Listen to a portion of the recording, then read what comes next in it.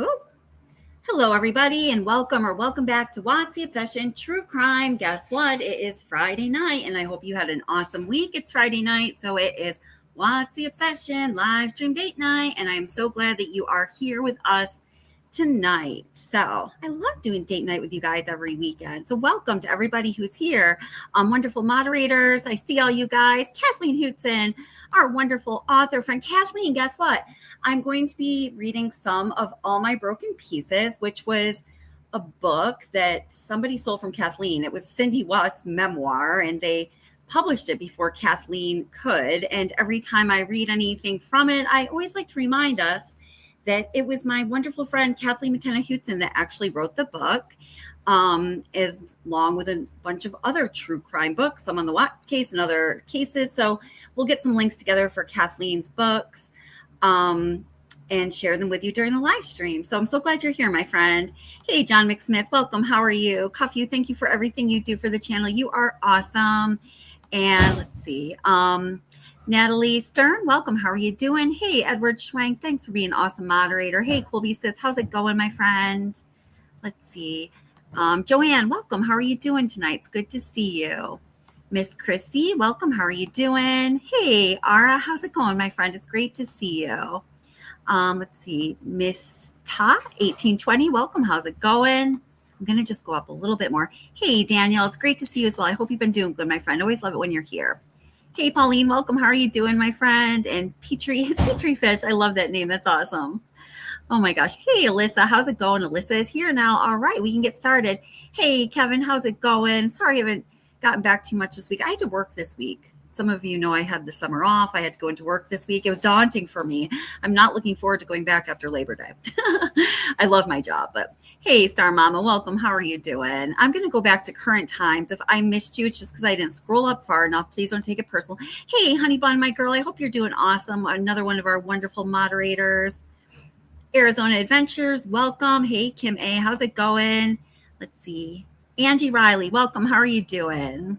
And hey, kind to animals in Colorado. How's it going? It's great to see you. I haven't seen you in a while. Okay, so tonight we are going to be talking about the Watts family dynamics.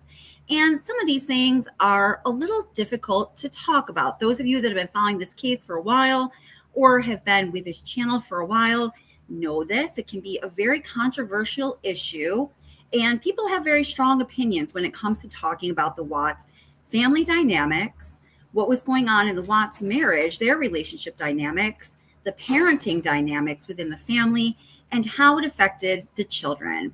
So tonight I'm going to talk to you a little bit about, what I've learned about this from deep diving into this case for so long to such a depth, and also as my perspective as a behavioral therapist, and why I think it is so important that, yes, we still talk about the Watts family dynamics, because there is so much to learn when we can observe what was going on in that family through the videos that Shanann posted to Facebook, by hearing stories about the family from people that knew them, their friends, their family members, interviews from them themselves. There's just so much material to look at. It gives us a really good case study of a family that was once, a probably decently well-functioning family, but towards the end, and by the end, unfortunately, I mean, as we were, moving along in the years and then months towards the murders, which were a horrible thing. And my God, they never should have happened. Shanann, Bella, Celeste, and Nico should all be here living their God-given lives right now. And don't anyone even dare to tell me during this live stream, oh, we're victim blaming, and you're saying that it's Shanann's fault. No, like if that's what you're thinking, just go away, go now, go to bed, go tuck yourself in, go to bed, because I'm just done hearing it, because that's not it at all.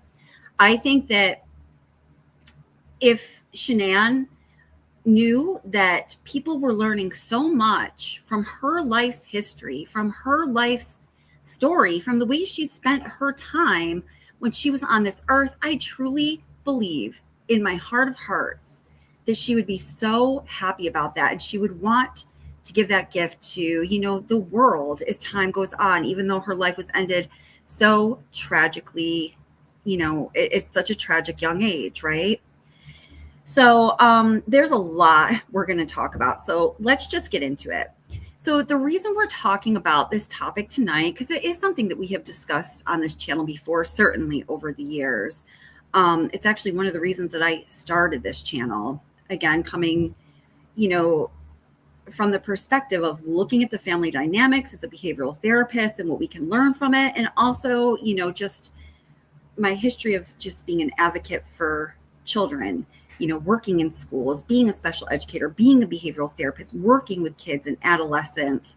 This was what this channel initially was about, as much as it was issues of justice and, understanding what happens in crimes and true crime. So with all that being said, there's kind of waves of people asking about the Watts family dynamics in comments, sending me messages, contacting me through Reddit, email, Facebook, whatever the case may be. And there's kind of a wave of that happening again. It's been one of the most frequently repeating comments, even on my channel, even in videos that have nothing to do with the family dynamics. So I thought it was time. There's a lot of people that want to discuss this topic again. It's very clear to me. And also, I was watching a video that I had never seen before of Shanann interacting with Celeste, and we're going to watch in just a moment, no worries. And the reason I saw it, and I think the reason I'd never seen it before, and I bet you haven't either unless you've seen it in the past few days, is that Shanann's friend Christina Meacham posted it to her Facebook account, so she gets full credit. This is her video. And I think she had never, published this video before. And when I was watching it, I thought, wow, oh my God, there is a whole lot to talk about here. All right. So we're going to just start with that. So let me just bring some content in. And hey guys, how was the audio, by the way? And welcome to all of you coming in. I'm so glad you're here. Please do hit the like, share the link if you can. I really appreciate you. And it's wonderful to see you. I see all of you guys. Thank you so much for being here. Okay, so let's see. Okay, so, all right. So starting off, whoops. Oh gosh, I did this thing. Oh, no, not yet. We're not ready for it yet. That's the video. Sorry. I did this thing where I kind of made a slideshow. So just bear with me. I probably shouldn't do this like style anymore, but okay. So here's this post right here that always just kills me when I read it. And by the way, all of these posts some of them are just a little too edgy for me to put on YouTube, although, well, they're here tonight. But all of these posts and some videos that I've created that are a little too edgy for YouTube are on my Patreon. So we'll leave a link for that. If you want to check it out, you can find all of the content over there. Okay. So this is a post that Shanann Watts made to Facebook on just the 18th of, what does that say? Is it March or May? God, I can't even read it. 18th of something or other in 2018. And it says, listen to Celeste and Chris from downstairs. I'm listening to Celeste and Chris from downstairs. Cece, Daddy, I tooted. Smell it. Chris, I'm wiping Vaseline on your booty. Cece, ha ha ha ha. I tooted again. And then all these laughing faces. Hashtag tell her no. Hashtag then laugh inside hard. Okay, so for a number of reasons, this post is just like, why would you post this to Facebook? First of all, it makes me think about how Chris talked about feeling like he was belittled by Shanann. He told this to Nicole Kessinger. He told it to investigators. He told it to his family members eventually. He talked about it in some of the letters that he wrote people. And, I think Chris is a piece of shit. He is exactly where he should be. He can rot in prison. He's going to be there for the rest of his lifetime. Great. Good. We are so happy about that. But two things can be true at once. And although he is exactly where he should be and he should rot in hell, he also was belittled and degraded by Shanann. And we can see in their home videos that towards the end, and again, I mean towards the end, meaning as we move towards the tragic murders of Shanann, Bella, Celeste, and Nico, you could see how Bella and Celeste were picking up on the ways that Shanann was talking to him. And they were, just speaking to him and behaving to him in a way where I, as a parent, wouldn't allow my child to treat anyone, definitely not an adult, definitely not a parent, right? And then also, in this post here, there's this whole issue of just inappropriateness with the girls. And you're like, Daddy, I tooted, smell it. I know I'm wiping Vaseline on your booty. Blah, ha, ha, I tooted again. And so we're going to get into a little more of that, particularly talking about Bella and Shanann's belief and then story that she had familial Mediterranean fever, even though it's not really something that people in this part of the world ever have. And she was constantly taking her rectal temperature, and then sort of the fixation that Bella had on taking her own temperature and taking her and other people's and dolls' rectal temperature. But I'm getting a little ahead of myself. Let's watch the video that Christina Meacham posted to Facebook just the other day.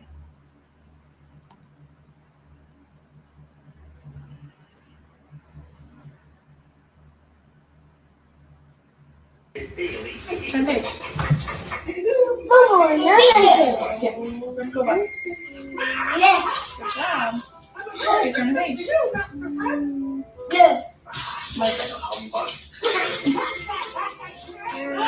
Balloon. Where's the balloon? I'll tell you what Christmas is. It's just another one. Here. Yes. Should be Where's the kite? Airplane. Airplane. Helicopter. I see, Pa.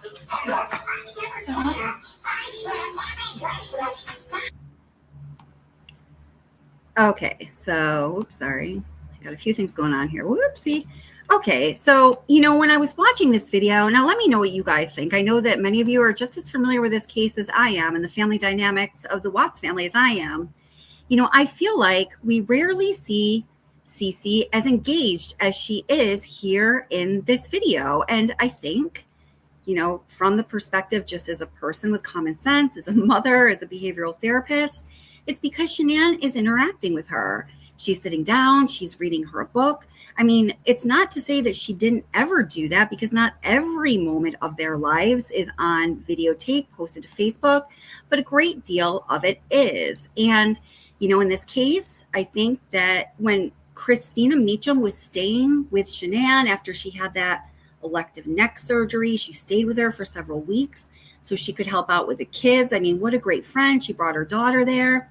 And I noticed from the pictures that time, mostly pictures that appear on Christina Meacham's Facebook, but some that Shanann had, there were pictures of the girls really engaged in activities. Like there are photos of them, reading, all three of them on the couch, the three little girls, saying it's morning reading time. And there's pictures of them over several days where this is happening, which makes me believe that while Christina was there, there actually was morning reading time that Christina valued, and she took pictures of it and she ended up posting it. I don't think those kinds of things were necessarily happening so much with Bella and Celeste when company wasn't there. You might have a different opinion, feel free to express it, but that is just my belief based on everything we know. Another thing that people frequently comment about regarding both Bella and Celeste is their speech. People ask all the time in comments on my videos. I get emails about it. Did they have delayed speech? What is going on? And I did make a series called Bella's Story. It's a 3-part series. We're going to watch tiny little excerpts from it today. And in that series, in one of them, I talk about, my professional perspective of observing from what I know of Bella, obviously I never worked with her in person. I can't make this an official assessment for that reason, but I can make an educated guess. To me, it seemed like it's not necessarily that she started out with a speech delay, but that she eventually, and I think it was around the time Celeste was born, had a pronounced, marked speech regression that was consistent and consistently regressed over time. Now, just the other day, I posted, on YouTube here, this video that I got from a source. It wasn't posted to Facebook by Shanann or anything like that. And I saw that it was reposted to Reddit. And some of you guys are probably here. Hey, welcome. How are you doing?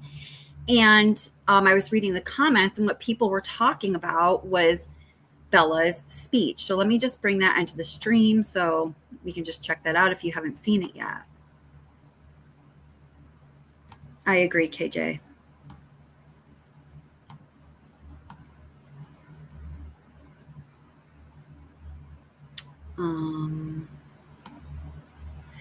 Oh, I'm sorry. That's the wrong. Oh, it's just a different short. Okay, let me bring it in here, and then I'll just go back and share a different one. Okay.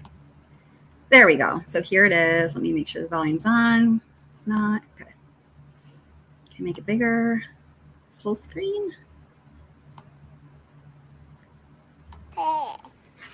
We'll talk to them later. You want to call home, baby? Papa. I know, but you'll talk to them on the phone later. They had to go home. I'm gonna have Papa. We'll talk to them later. You want to call them? Yeah. You want to call Mimi and Papa? Uh-huh. Okay. Do you miss them? Yeah. Papa upstairs. Papa's not downstairs, baby. He had to go home. Say hi, Papa. Say hi, Mimi. Say I love you. Oh, you're so sad. Mimi. I know, baby. We'll go visit them next month, okay? You want to go visit them? Yeah. Okay. You miss them? Give them kisses. No. Let's go downstairs, see Cece. You want to go see Cece? Yeah. Okay. Say bye, Mimi and Papa. Okay. So, all right. Now the person, maybe I should have told you this before we watched it, so you could have thought about that while you were watching it. But the person that, and hey, Malibu Sunset, thank you so much for the jewels. I really appreciate it. Thank you so much. Always appreciate the support. And thank you so much for being here. So the person that gave me this video told me the story behind it. And I have not told this on YouTube before because I'm afraid to talk about some things regarding this case on YouTube that I've learned over the years, because there was a time, and there might be again, there were a couple times where it caused me real problems with the channel for just a number of reasons. If you know, you know, and that's all I'm going to say, because we don't need to, invoke those problems, right? But the person that sent this video to me said that the story behind it is this. Chris Watts' parents, the grandparents Watts, were staying with them for a period of time. And because we're not really sure exactly why it is. Maybe it was because of the rigid sleeping schedules that the girls had to adhere to no matter what. Or maybe it was something having to do with a relationship between Shanann and the Watts grandparents. We don't know. Only Shanann would have known that. But they were leaving. They were flying back to North Carolina, and they wanted to say goodbye to Bella. But Bella was sleeping. They weren't allowed to say goodbye to Bella. Bella didn't really know that they were leaving. They didn't get to say goodbye because they didn't know when they wanted to say goodbye to her. When they were leaving, they wouldn't be able to. So they had to leave without saying goodbye to Bella, which broke their hearts, according to this person. So Bella wakes up from her nap, and she doesn't know that Mimi and Poppy have left.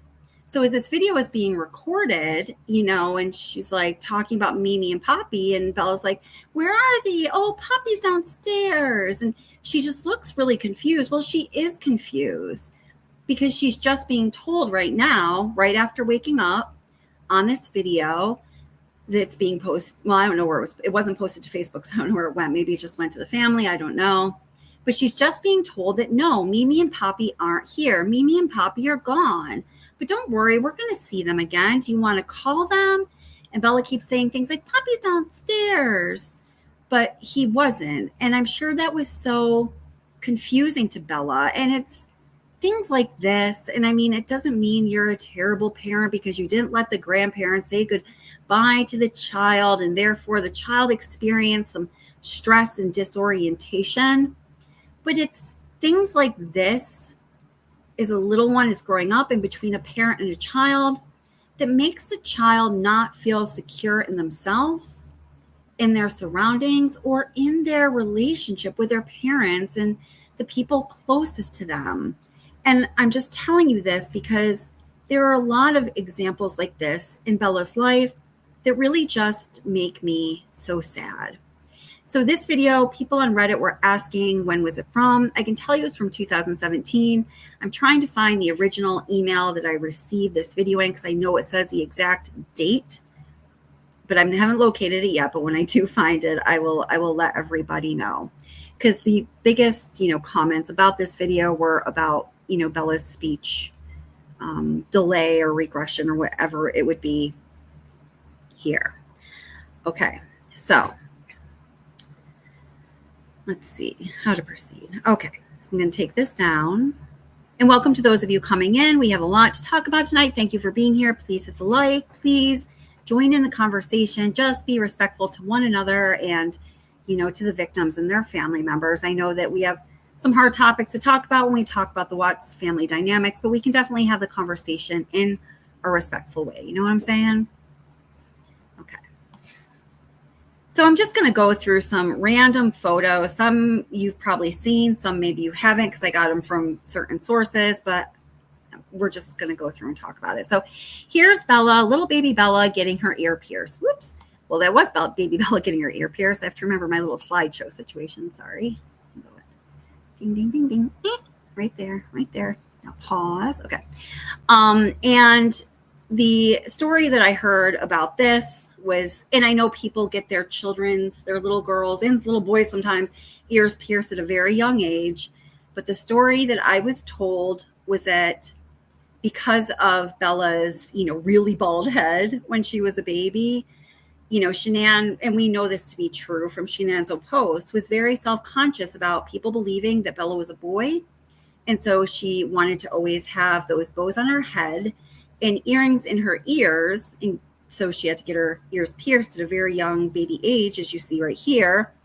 So it could be indicated to the world around that Bella is a girl, for whatever it's worth. There's another picture. Okay. And then these are just some of the photos that we've seen or that I have that just make you go, what? And then there's this picture of Bella in the doctor's office. It says Bella, 2.5-year check, 29 pounds, 5 ounces, 38 inches. And Bella is butt-ass naked here. And she just doesn't look happy. And I'm wondering what the nurse practitioner or the doctor, whoever it is, there is thinking as, the mom is taking a picture of their naked child. Again, this is an example of one of those situations that happens so much in Bella's short, sweet, precious young life that makes a young child not feel secure within themselves, not feel secure, that the people that they love and depend on the most are really going to take care of them and embrace them and make them feel safe. Because I would be willing to bet any amount of money that Bella does not feel safe here. What do you guys think? Okay. And then we have, let's see, this is September 18th, 2016. So she was excited to use her potty in the car. Had to shut the door, she said. She wanted privacy. Well, damn Skippy she does. Good girl, Bella. Then we have Bella on the potty and then with the door shut. I know people take pictures of their children on the potty. I'm just saying, there's just a pattern.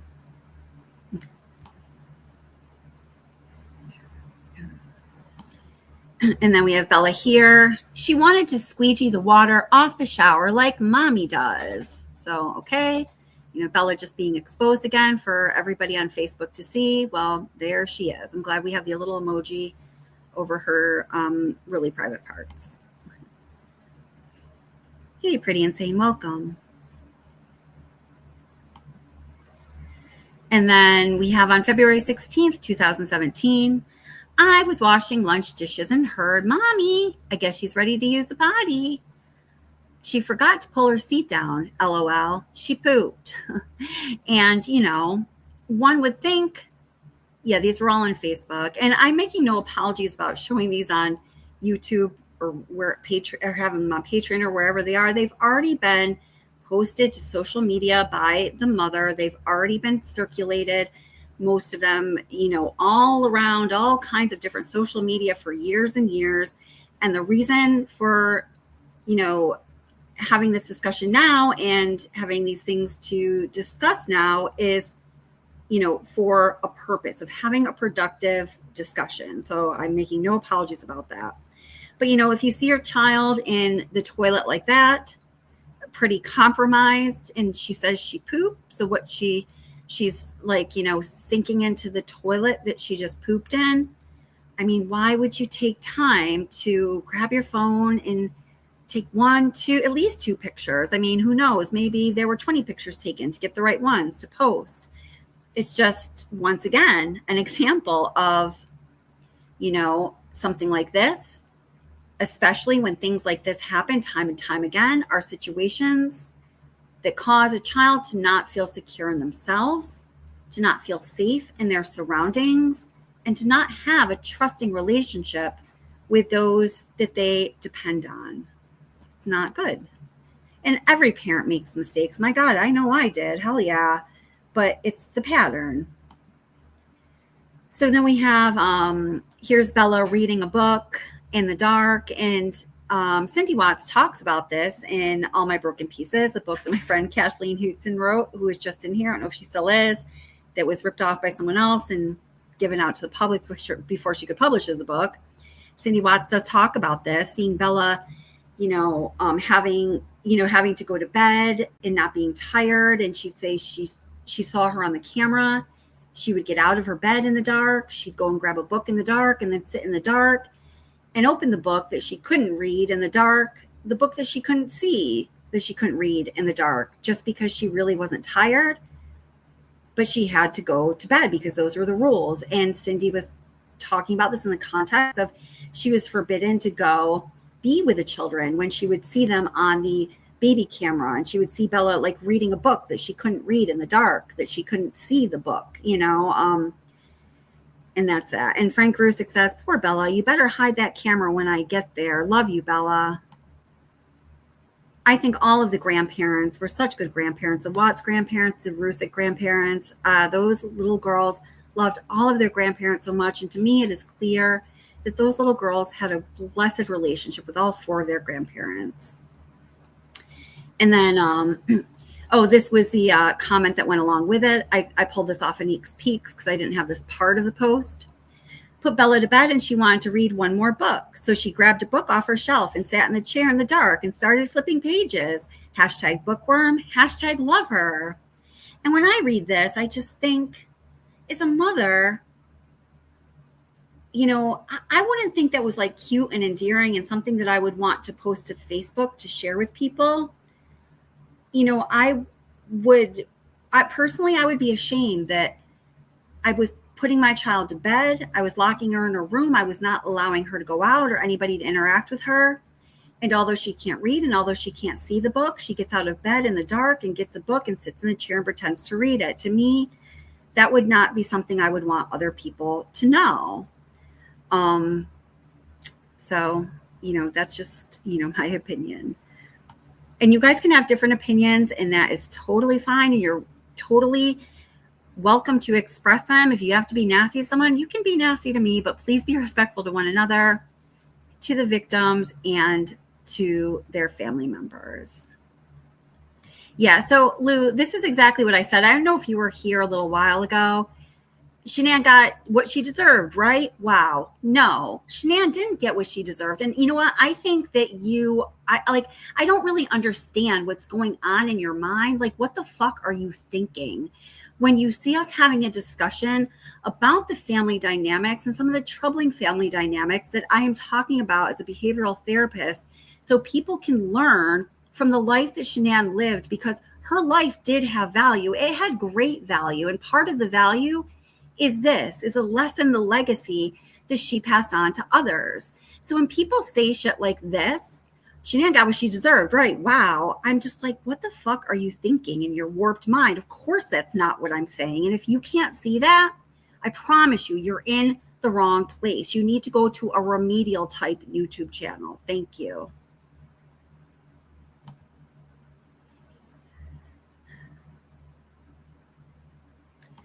So then we have the whole issue, as I was talking about in the very beginning of the live stream, because I was playing that video of Bella and Celeste in the water park, and we can discuss that in more depth. We didn't even talk about it when I played it.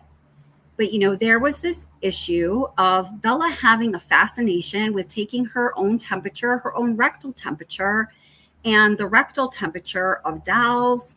And apparently she tried to do it to Cece, and she would ask her mom if she could take her temperature. And I think there's a good reason why, but let's just look at the post.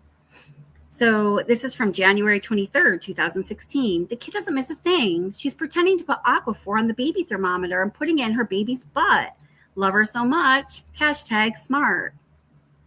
So when kids are playing, what are they doing? They're mimicking what they see and what they experience in their own world, in their own life, and the world around them.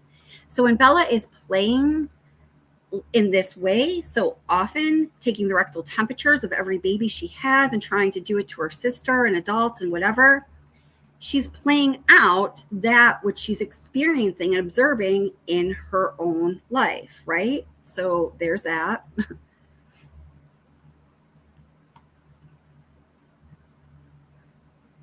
And then there's this. So this was on April 4th, 2016. So this is a year and 3 months later, a year and 3 months after that previous post we just saw of Bella taking the baby's rectal temperature. A year and 3 months later, think about that. Oh my God, a million hysterical laughing faces. She said, temperature, mommy. What I walk in on? # when taking a temperature becomes a routine. And you see what's going on. There is. There's a token troll in every stream. You're right. Totally. We know it, don't we? We know it. It is disturbing. And then here, now the date of this was, I think it was after April 16th or April of 2016. I'm pretty sure it was in the summer. So now this whole taking the babies and her own rectal temperature fascination is going on for at least a year and a half. So you see here that, maybe this is not a thermometer. I think that might be one of those gas reliever contraptions that Shanann had, that you stick up your baby's rectum to relieve their gas. I had never heard or seen of these before. And I asked people that I know if they'd ever heard or seen of them before when I learned about them through Shanann, I guess. And nobody I know has ever come across them. Wendy's, yeah. Did you guys ever hear about them before that? So here she has her baby's legs up in the air and relieving their gas with a Wendy's is what the product is called. And then, just taking her temperature a more, I believe, age-appropriate way. Bella said she was hot. Temp she had. Smart kid. It should have brought attention. You're right. And I bet it did bring attention. But we'll go back to that. But you're absolutely right. Absolutely right. So I think next we have a video. I'm not sure though. Let's see. Oh no. Okay. So here is some of the context of where all of this rectal temperature fascination came from. So this is in 2015. Shanann was on Facebook, in Facebook groups for parents of children with familial Mediterranean fever. Now, Nilda, are you here? One of our own channel members, subscribers, and just a beloved friend of the channel, Nilda, actually does have familial Mediterranean fever, and she will openly talk about all of us with it. She has many times before, so I'm not giving any kind of secrets she wouldn't want told. I invited her to be here, and I don't see her, though. And, you know, I just did my own independent academic research on familial Mediterranean fever. Unless you are of a certain ancestral origin, you know, in this part of the world, it is extremely, extremely rare. You have to have the exact right ingredients in your life and in your genes to have the possibility of having familial Mediterranean fever. From what I can tell, this did not run in the Watts girls' genes. Nevertheless, there was a ton of posts. I just picked out a few. I don't think my daughter's doctors believe me. She normally doesn't run a fever in their office, but she gets up to 100.7 to 101.5 most days.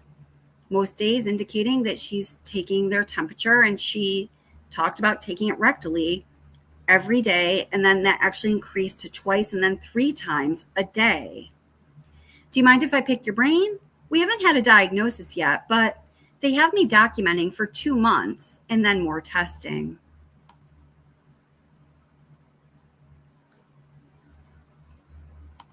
Oh, and there was another post too, but okay, so then we have this video of Bella.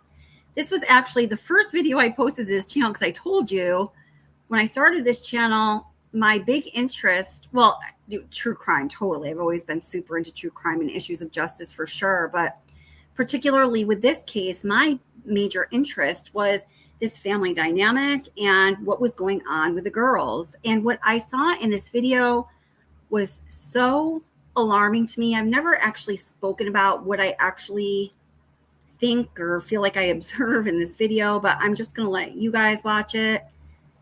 You let me know. I don't even know if I'm going to talk about it right now, because I'm already saying enough edgy stuff for YouTube tonight, but yeah.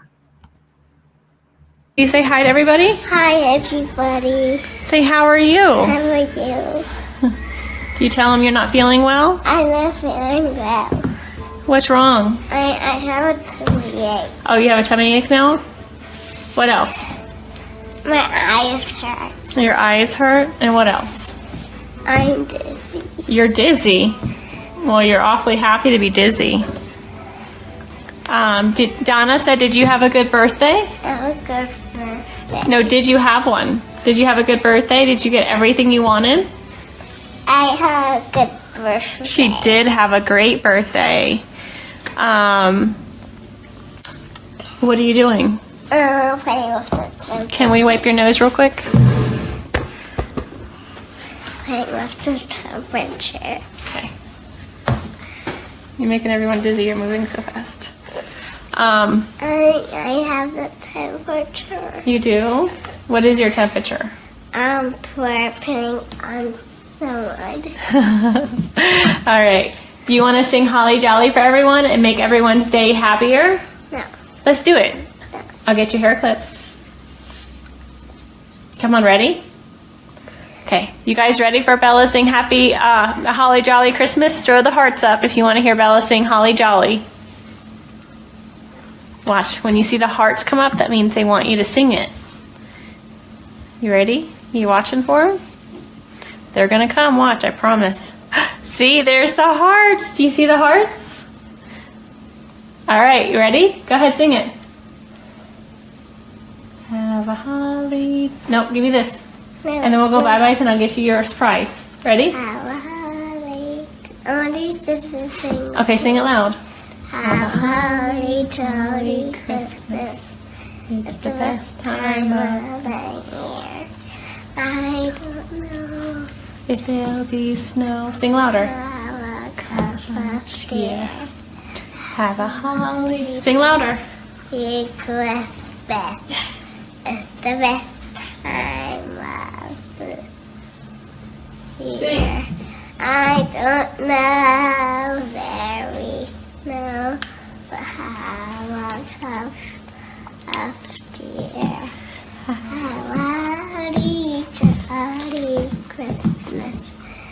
the best time of the year. Ho, ho.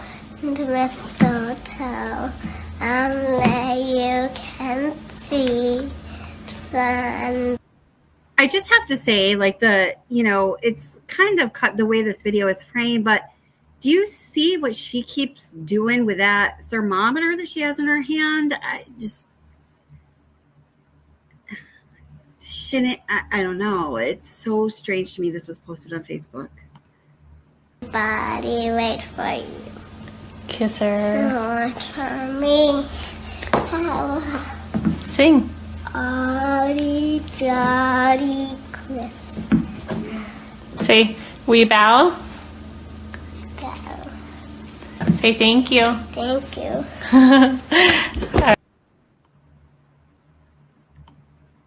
Yeah, so Honey Bun says, what is she doing with what's in her hand? It's a thermometer.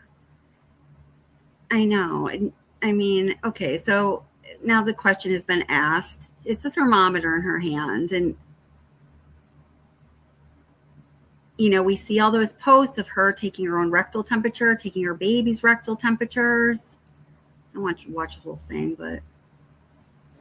I promise. See, there's the hearts. Do you see the hearts? All right, you ready? Go ahead, sing it. Have a holly. No, give me this. And then we'll go bye-byes and I'll get you your prize. Ready? Have a holly. I want these to sing. Okay, sing it loud. Have a holly jolly Christmas. It's the best time of the year. I don't know if there'll be snow. Sing louder. how a cup of cheer. Have a holly. Sing louder. Christmas. It's the best time of the year. Sing. I don't know very snow, but have a cup of cheer. Jolly, jolly Christmas. It's the best time of the year. Ho, ho. The mistletoe, that you can see somebody wait for you. Kiss her. Wait for me. Sing. Jolly, jolly Christmas. Say, we bow. Go. Say thank you. Thank you.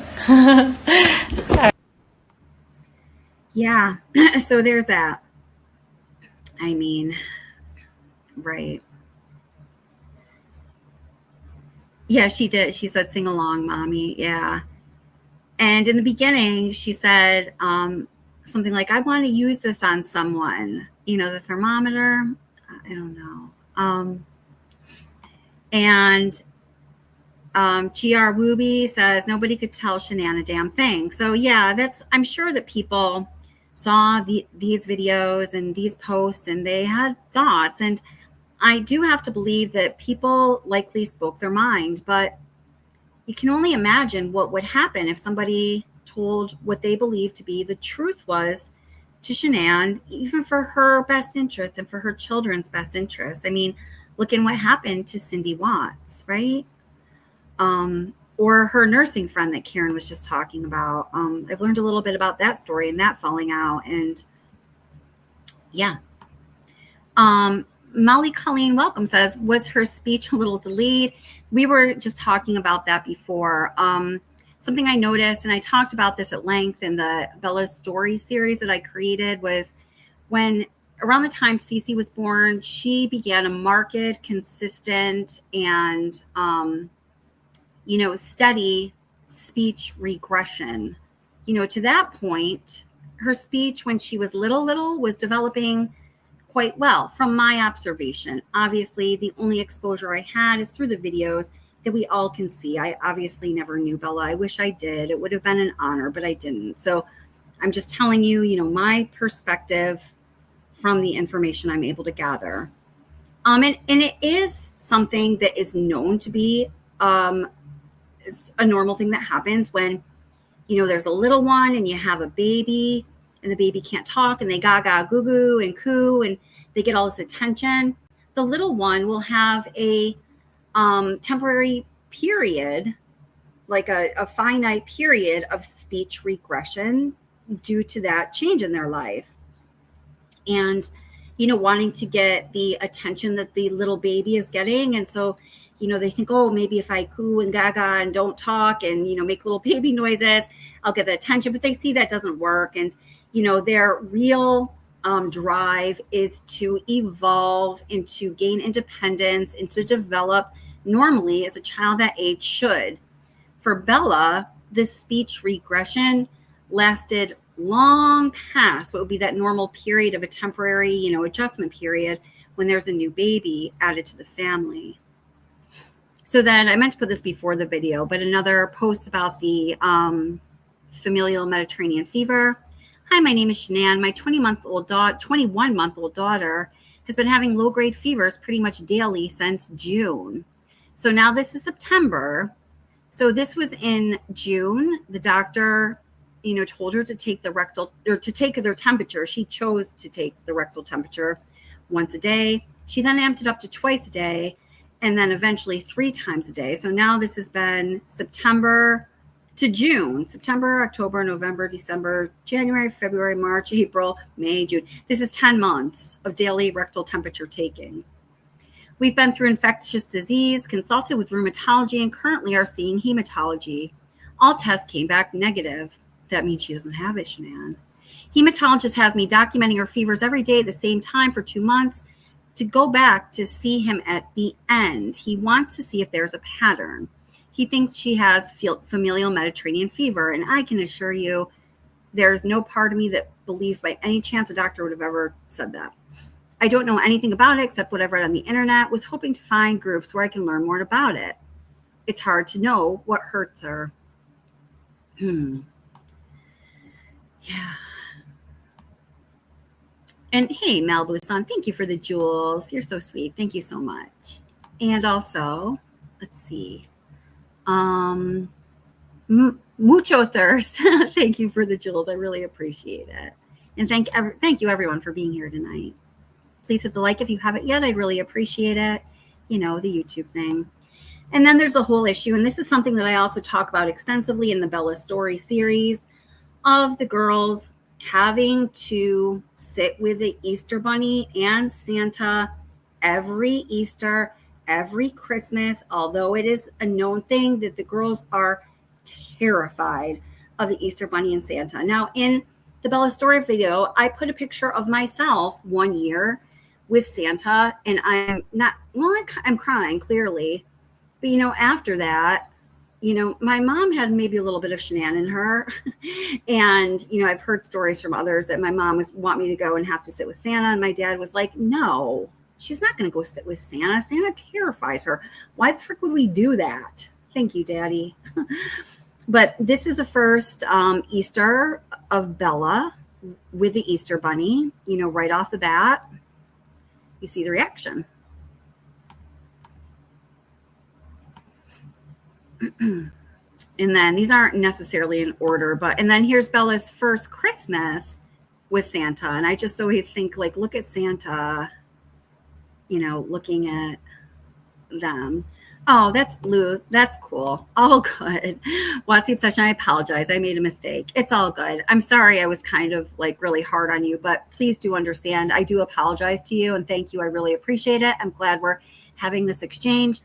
It's been over 5 years since I've had this channel, and the amount of, just shit that I've taken for talking about these issues, but not even in the way you said it, in these horrible, people telling me that, I should go fucking die, but then horrible, horrible things, and actually threatening me, taking it further than just comments on videos and actually contacting me through other means.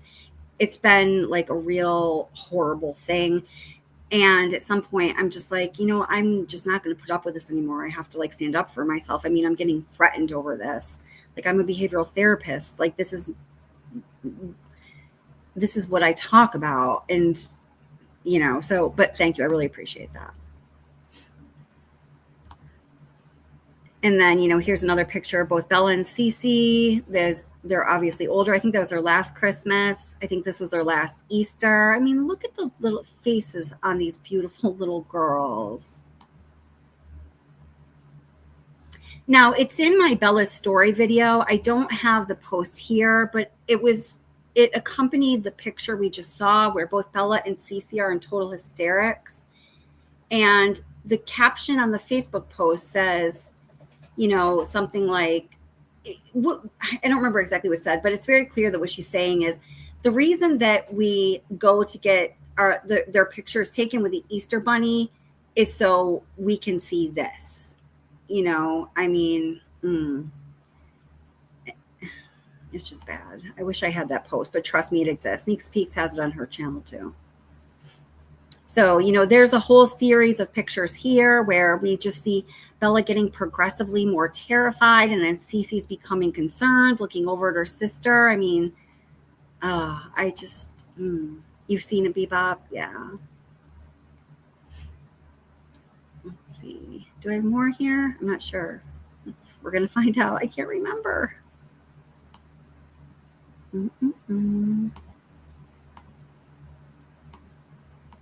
Okay, so that was that. All right, fine. So, all right. So just a little taste of some of the things that make you go, right? So, I was speaking about that point when I personally feel like Bella started to demonstrate that marked and consistent speech delay pattern that lasted right up until the end of her life. Hey, Anna Orlando, I commented back at you. Please email me at wattsobsession@gmail.com. Whatever picture you were talking about regarding the Lindsay Clancy case, I want to know what you're talking about. Please email me. Let's talk. I'm so curious. Okay. So, here is, I'm just going to play this video. Such a happy baby. And again, 2 months old, and I really feel like the turning point, and I know I'm going to get crucified for saying this, is right around the time, and we're going to look at this, when Shanann became pregnant with Cece. And I'm sure that was a hard time for her, having a little one at home and also being pregnant. That must have been really difficult. I only have one child. I don't know what it's like, and I can't even imagine what it would have been like to get pregnant when my son was only 1 year old. But nevertheless, whatever the root cause was, and we will never know exactly what it was for sure, but we are going to talk about some factors that we can observe through what we know. There was a dramatic change in Bella. There just was. There's this one post to Facebook that in my mind, I see as a turning point. And this is just in my own mind. I get it.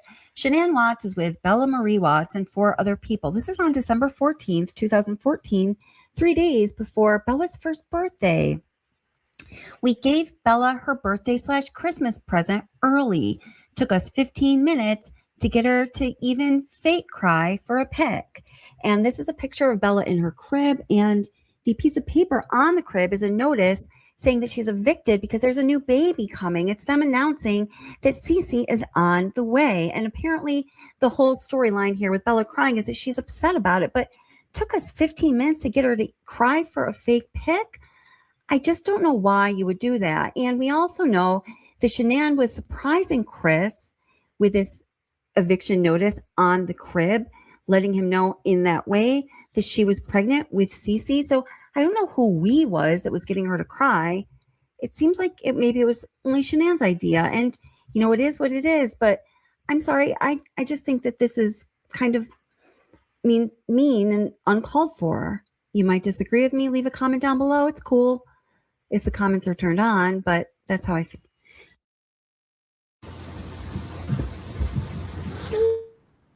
Oops. Oh, sure.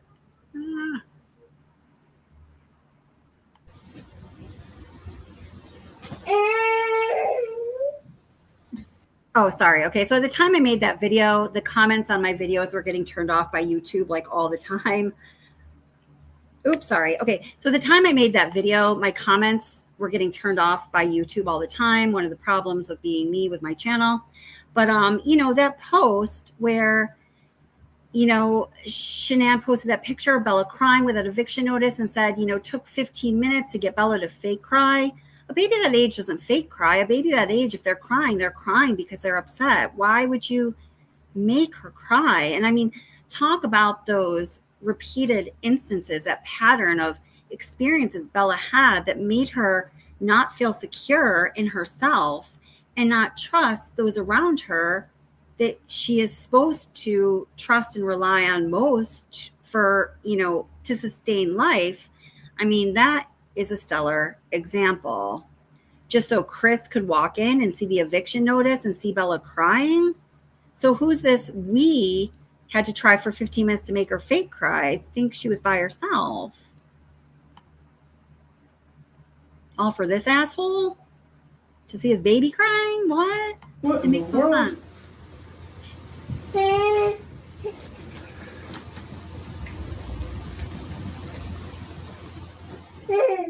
You gotta be kidding me. She's been hiding this from me, Bella. Has she been hiding this from me? Where's she at, Bella? Oh, she's been hiding this from me, Bella. Has she been hiding this from me? Has she been hiding this from me? Oh, you're gonna have a little brother or sister? You think so? Fuck.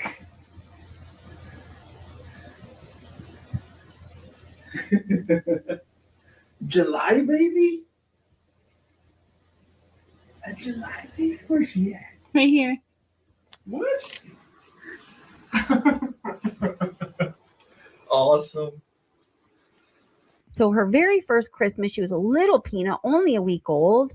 And then her second Christmas, you see there she is with Chris and Shanann. Here, kind of just to finish out 2014, we have some sort of miscellaneous pictures with little baby Bella and her father, Chris. And again, my point is, he looks to me like he's having fun with her and he loves her so much. And also Bella with Shanann, including Bella's first Thanksgiving, November 27th, 2014. And Shanann says, Happy Thanksgiving. He just looked like such a proud dad to me, and it will always bother me that that is the case. And then we know the outcome of this horrific fate as it is. Here's it says Happy Girl with her dad. And it looks like they're at one of those like play and discover museums here. Chris, big smile with Bella. And I love this picture of Shanann. She looks beautiful. And Bella just looks like a precious little baby doll. It seems to me that 2014 was a really great year for Bella. There's just another, in addition to the crib pictures, a set of pictures that kind of bothers me. We have Chris and Shanann both with Bella here with the Easter Bunny. And we know as Bella got older, every year, compulsory, had to take pictures with the Easter Bunny and Santa, even if the girls were crying, pooping their pants, and crying so hard that they were hyperventilating. So this here is Bella's first Easter, and you saw that she just looked fine when she was with Chris and Shanann, maybe looked a little scared, but then we had to leave little tiny baby Bella, who is just 5 months old, alone with the Easter Bunny here, and I wouldn't have even taken a picture of this. I think that little baby and that bunny and the look of horror on her face, that she's crying, that big bow on her head, I don't like it, guys. It makes me uncomfortable, and please let me know what you think about it. You might disagree with me. Please do so respectfully. I'm trying to be as respectful as possible because I do respect you, and I certainly respect the Watts family, except for Chris. And, well, Shanann's family, of course. But these pictures just make me uncomfortable, and this is the first that we see. As far as I know, the video we're about to see was the very first Watts family video that was posted to Facebook, and it did take place in 2014. We see Bella learning how to walk with her father, Chris, and her mom, Shanann, cheering her on.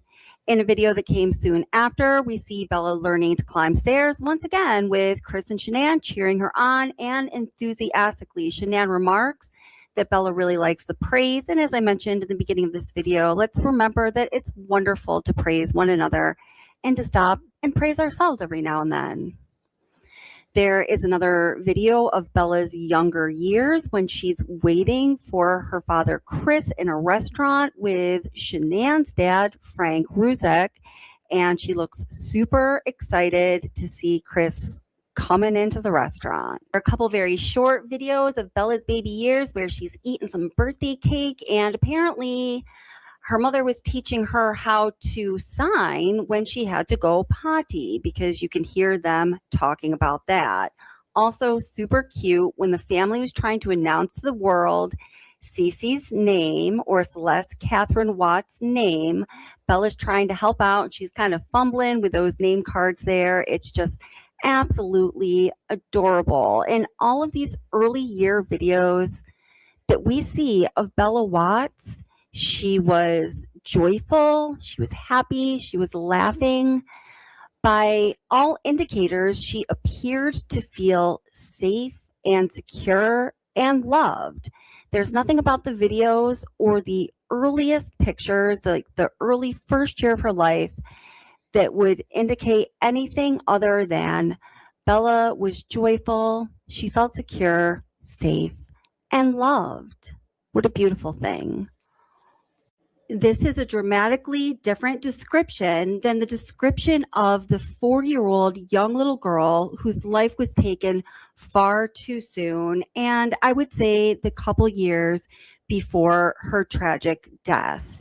So as we take a look at Bella's short life and tell Bella's story, we're going to take a look at what might have happened in Bella's mind, in Bella's heart, and to Bella's spirit that caused this change in Bella. It caused a change in the way she behaved, literally the way she spoke. It caused a change in her, clearly her mood, her demeanor, her feelings, her heart, her sense of security, and I believe her sense of feeling loved and cared for. Again, telling Bella's story is to honor Bella, and also because within this story, there is a message that is important, and Bella's life was important, and Bella's story is important. I'm going to play the entire video here of the day when Cece Watts was born and Bella's first meeting with her little sister, with, of course, her mother, Shanann, and her grandmother. Okay, I'm not going to actually play that. This is part of like the Bella story series here. There's all that rectal temperature stuff. So let's see.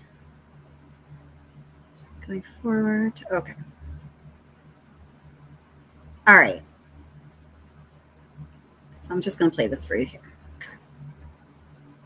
So let's talk about the elements that must exist in order for a toddler in your life to be happy.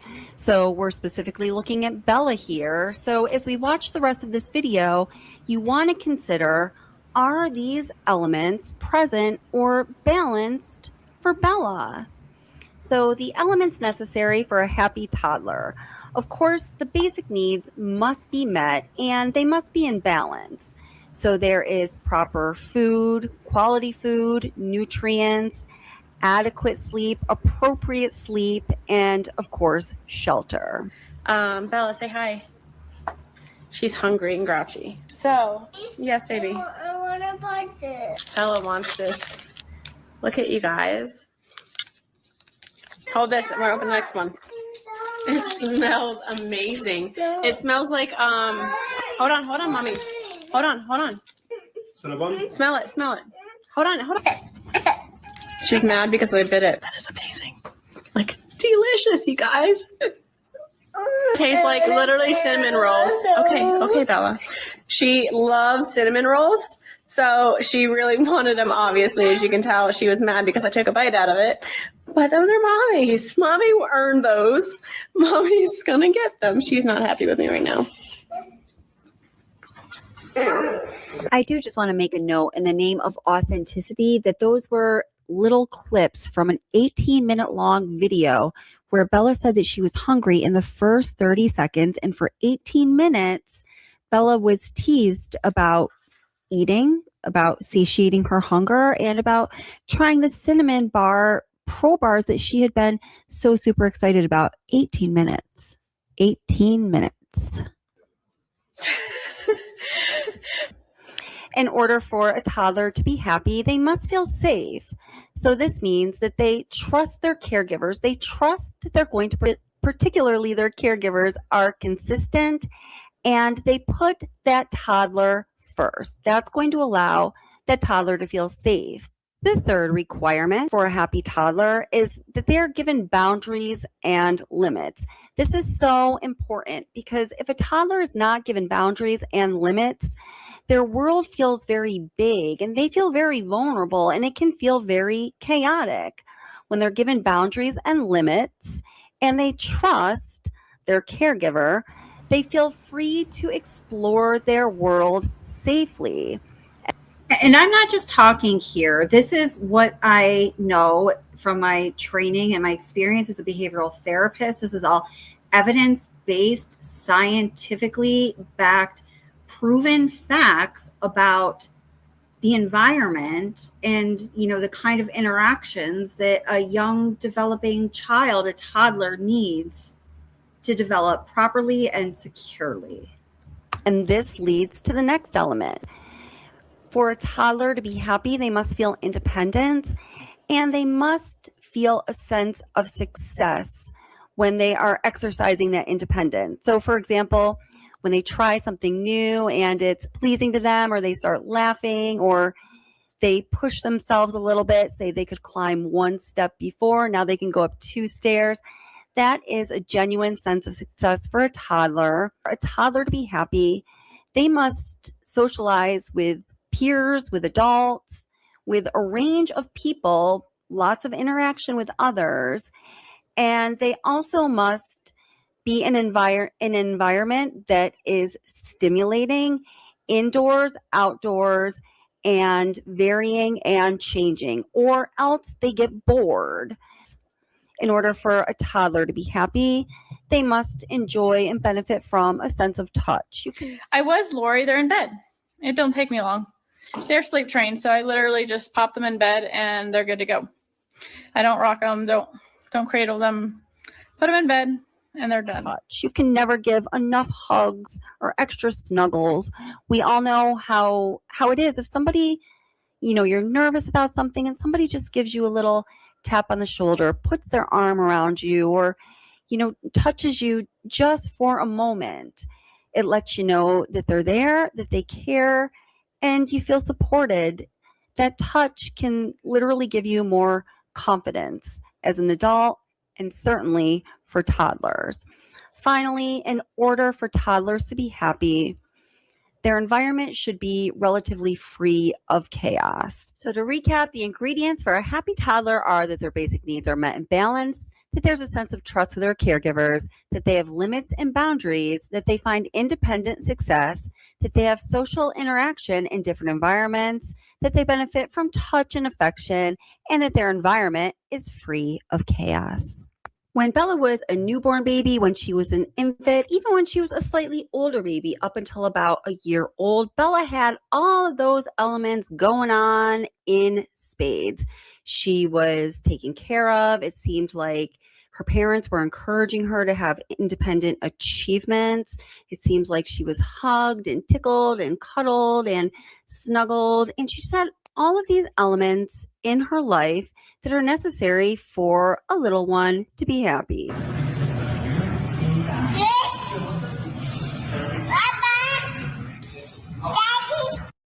If my observations and the observations of many, many people are right, all of that changed at some point, and we saw those changes manifest in Bella. So exactly what is it that happened that caused Bella from feeling secure and loved and happy and safe and cared for to feeling anxious and unsettled, and sometimes it seemed quite unhappy?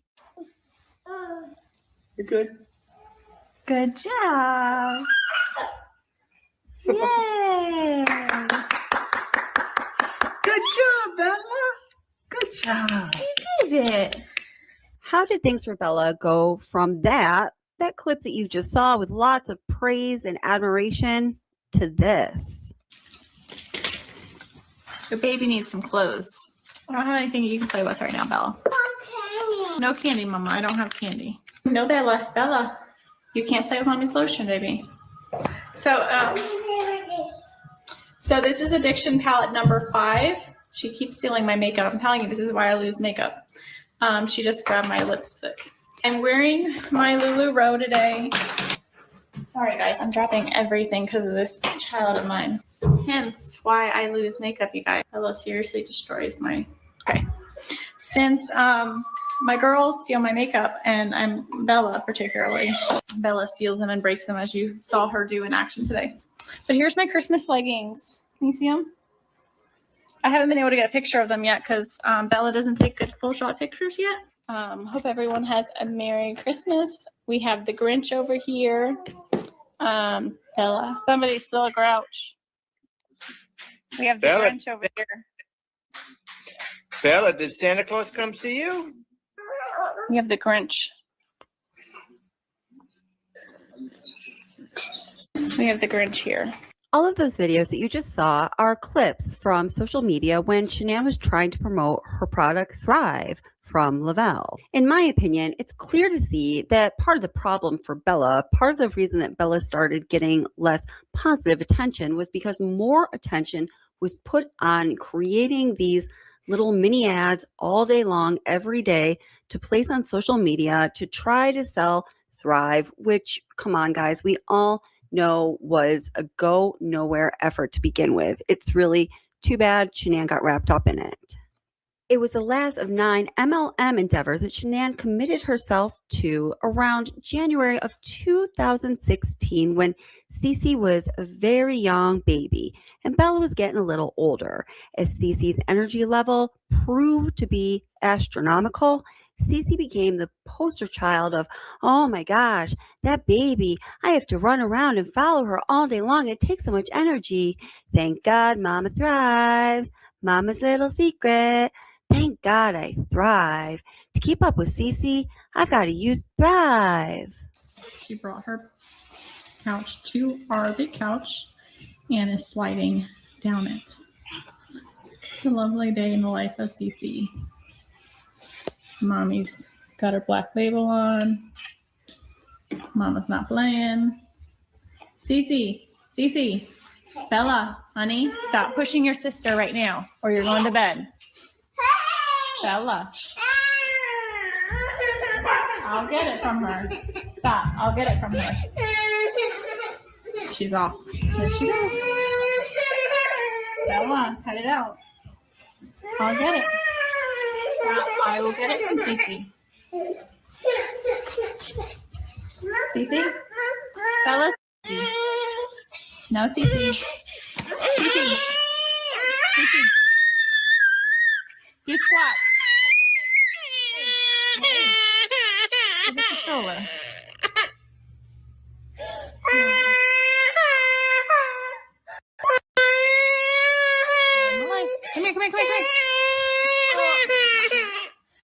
Now, this whole MLM sales dynamic in the home with 2 young children did not always work well, as you see. You might be surprised to know that this video continued on for 7 minutes.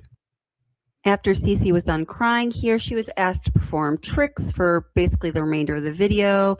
Cece does squat runs, and Bella was basically left out of the picture. This was a typical Thrive commercial scenario. Oh, good job, Cece. You're about to hear in the background here, Bella says, "Mama, where's my blankie?" which she asked for several times during this video. In the absence of all those things that make a toddler feel happy and secure, Bella became very attached to sucking her thumb and her blankie. I don't know, baby.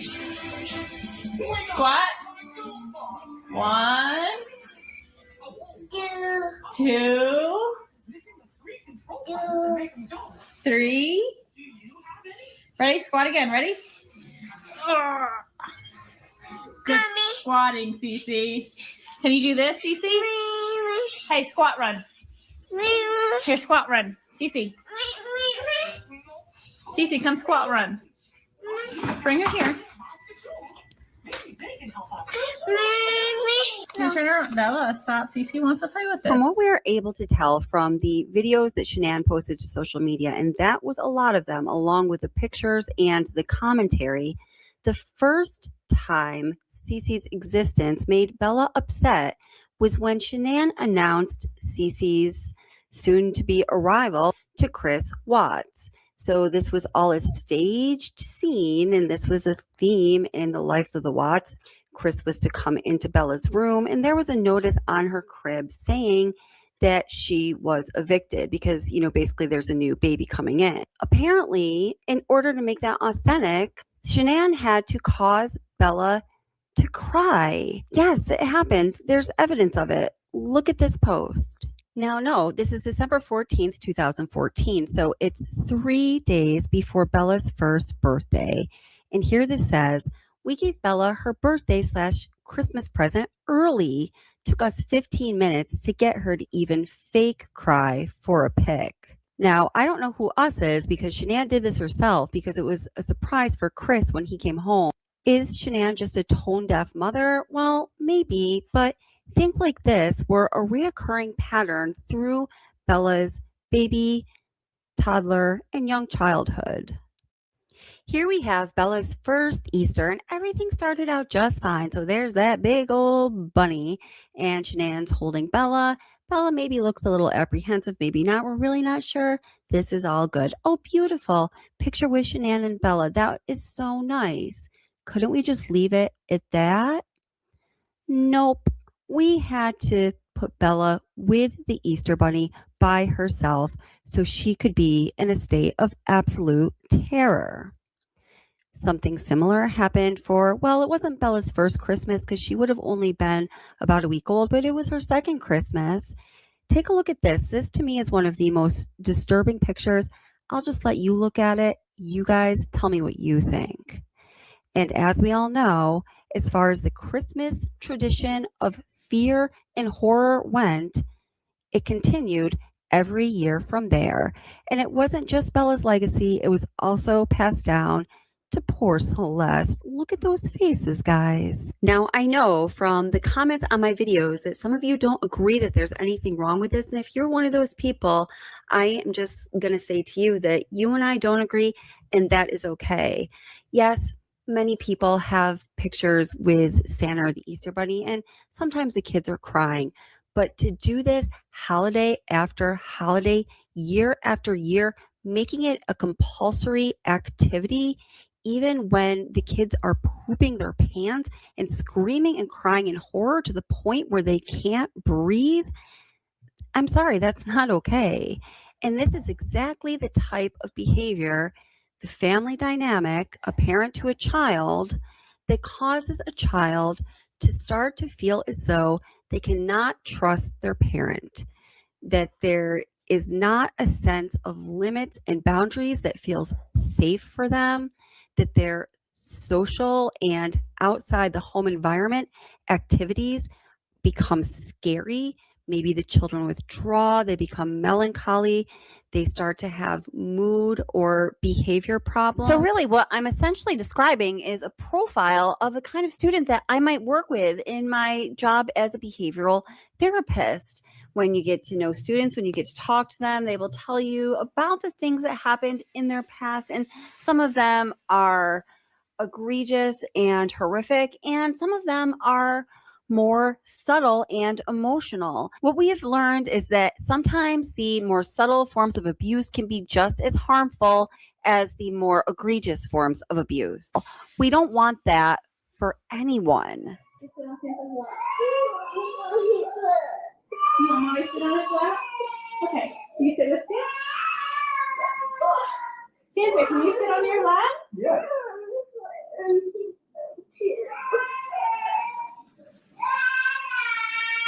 You've been a good girl this year, Bella. Thank you. Cece. I need to make your sister feel better, okay? Yeah. She's very petrified. Can I get a picture of you and Santa? Please. Can you open Santa, up will your you gift? hold her? Yes, I'll definitely hold her. Yeah. I want a picture. Oh, come on. Ready, smile. Bella, smile. Smile. You got Santa. Hold on. My phone. I'm going to try to get... Okay. Santa, I'm going to try to get Cece real quick. Okay. Hold on. Will you hold the camera for me? Come here. Hold the camera for me.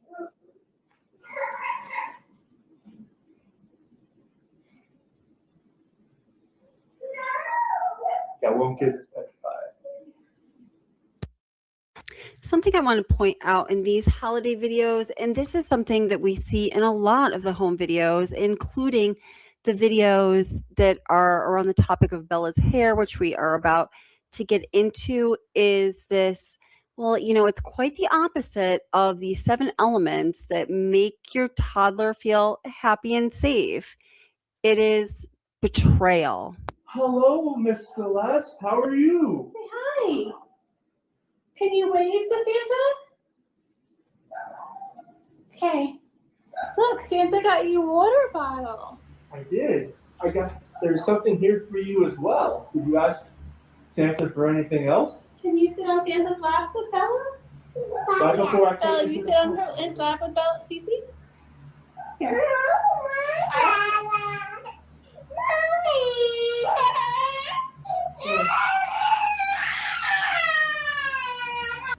Now, you know, I just said that, you know, what's happening here is the opposite of those 7 elements that we talked about that make a toddler feel safe and develop appropriately and, you know, normally and, you know, just make for a safe, secure child. It's betrayal that they experience. And when you are just a little baby, a little toddler whose life, whose very existence depends on your caretakers, and what you experience from them is not a sense of being embraced and held safe and, you know, made comfortable and have your needs taken care of, but rather betrayal. Imagine what that does to a child's development, and imagine how that affects a person on through their life as they get older.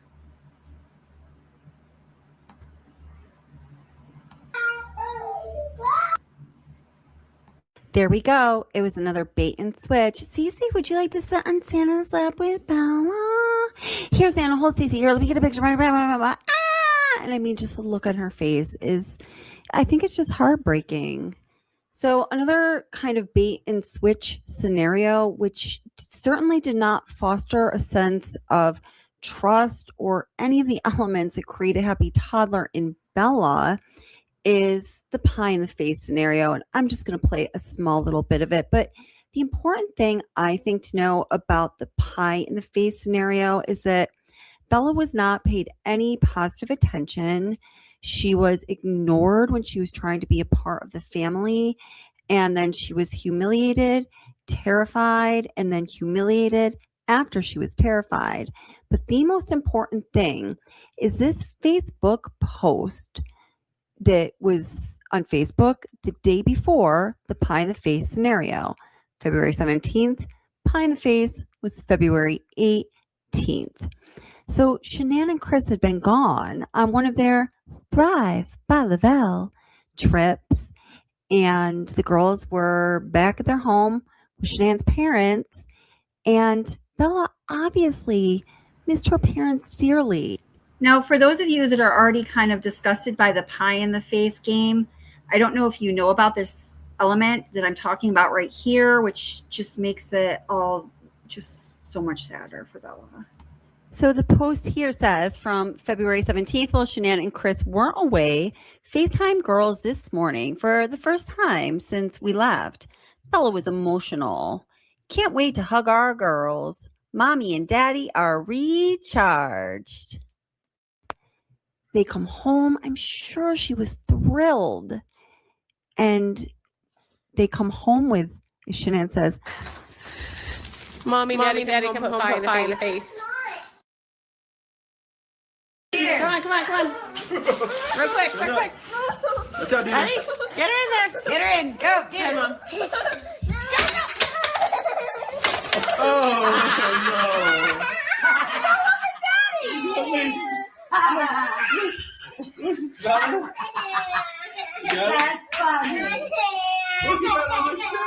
Here, Bella. It's okay. It's all off. Hey, it's all off. Okay, it's all off. I promise. You want to see it's all off? You want to see? Stop. Look. It's all off. See? Watch. I don't know if I pointed out in this video, but did you hear just a moment ago, even Cece had the sense. She goes, tear it down here. She like sees that her sister is so upset. Here, I think. It's okay. It's all off. Hey. Right here, watch Cece and listen to little Cece here. Hey, it's all off. Okay, it's all off. I promise. You want to see it's all off? You want to see? She says, tear it down. She's taking it down. She doesn't want Bella to be upset anymore. Aww. Stop. Look. It's all off. See? Watch. Robin. It's all off. See? It's just your hair.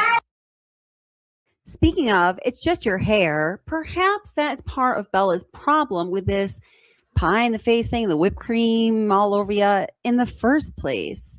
Because Bella's hair is an issue. Well, rather, it's a topic that was made an issue ever since Bella was less than 1 year old. I want to point out something that was in the clip from the awful Christmas Eve, and that is when Bella is in the kitchen with Shanann, and Shanann had been calling her the Grinch. I think I counted 9 times she called her the Grinch, in the latter part of that video, with a very mean look of disgust and contempt on her face, on Shanann's face. I'd be a Grinch too if I went through all that. That was freaking stressful. So when Bella and Cece finally are able to flee to the kitchen and Shanann follows them in there, you see Bella walking towards Shanann. And here, I'm going to play that little clip in slow motion and just check out what it is that Bella's doing.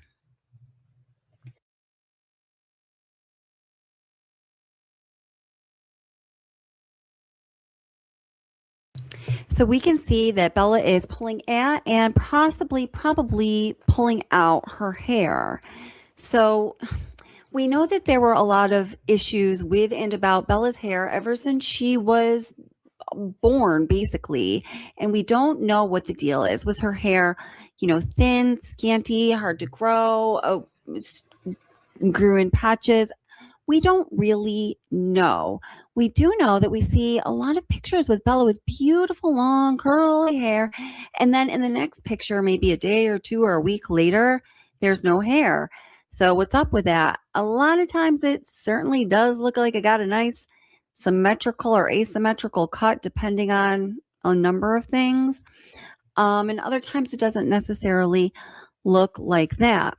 One thing that I do know is that for particularly youngsters this age, pulling out hair on your body, well, your head, your eyebrows, and your eyelashes can be a stress response it's like an erotic stress response to fear and anxiety. And it's a condition.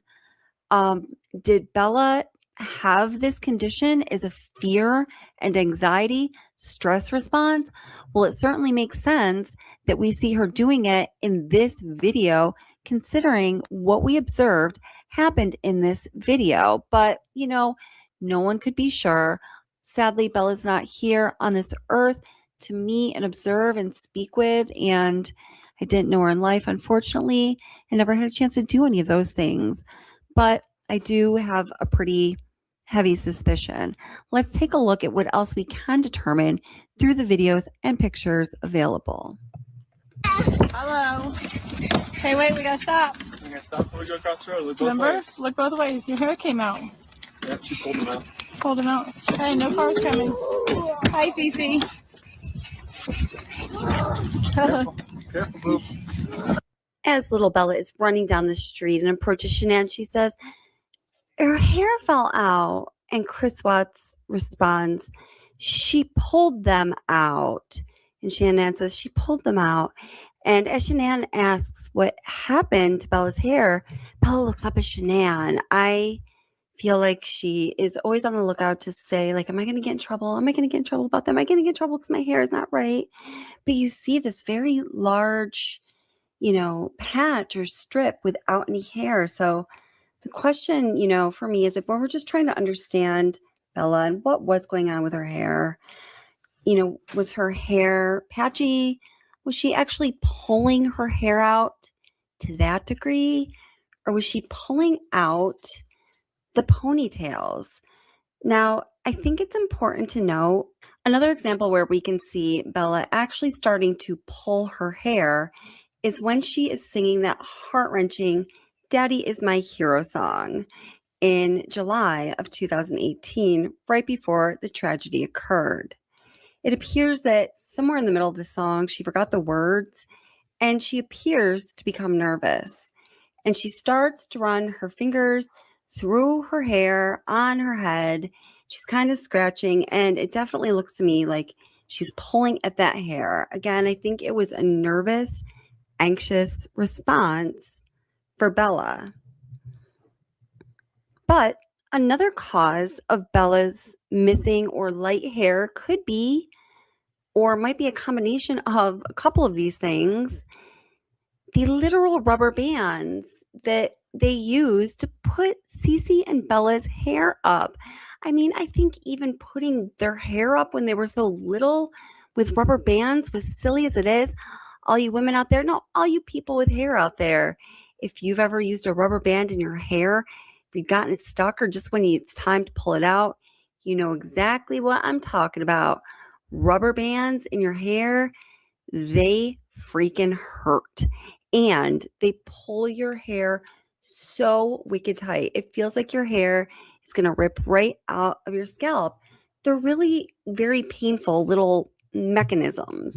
It is my belief, based on what we can see of the family dynamics of the Watts family, based on what we can see through the Facebook posts, the pictures, the captions, and the videos, that Bella's personality started to change from being a carefree and joyful baby to a more pensive and sometimes seemingly depressed. Okay, so we already talked about this. So then I go into when, Cece came along. Oh, there's more about do you guys want to keep listening to this about the hair? Let me know in chat real quick. Or else I can read, we can listen to some of what Cindy Watts had to say and all my broken pieces. Sorry, getting tired.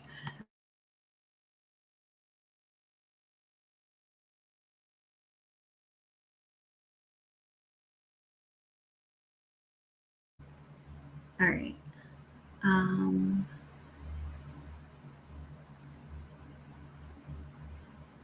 right, well, I'll just keep playing this because you guys aren't giving me any feedback unless I've got a delay here. No, on.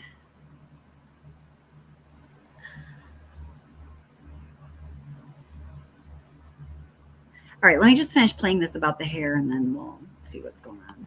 It looks to me like she's pulling at that hair. Again, I think it was a nervous, anxious response. Oh, wait, we already. For Bella. But another cause of Bella's missing or light hair could be, or might be a combination of a couple of these things, the literal rubber bands that they use. Shanann is commenting on Bella's hair, and this is also from 2006 hair. So I'm going to show you exactly what it is I'm talking about.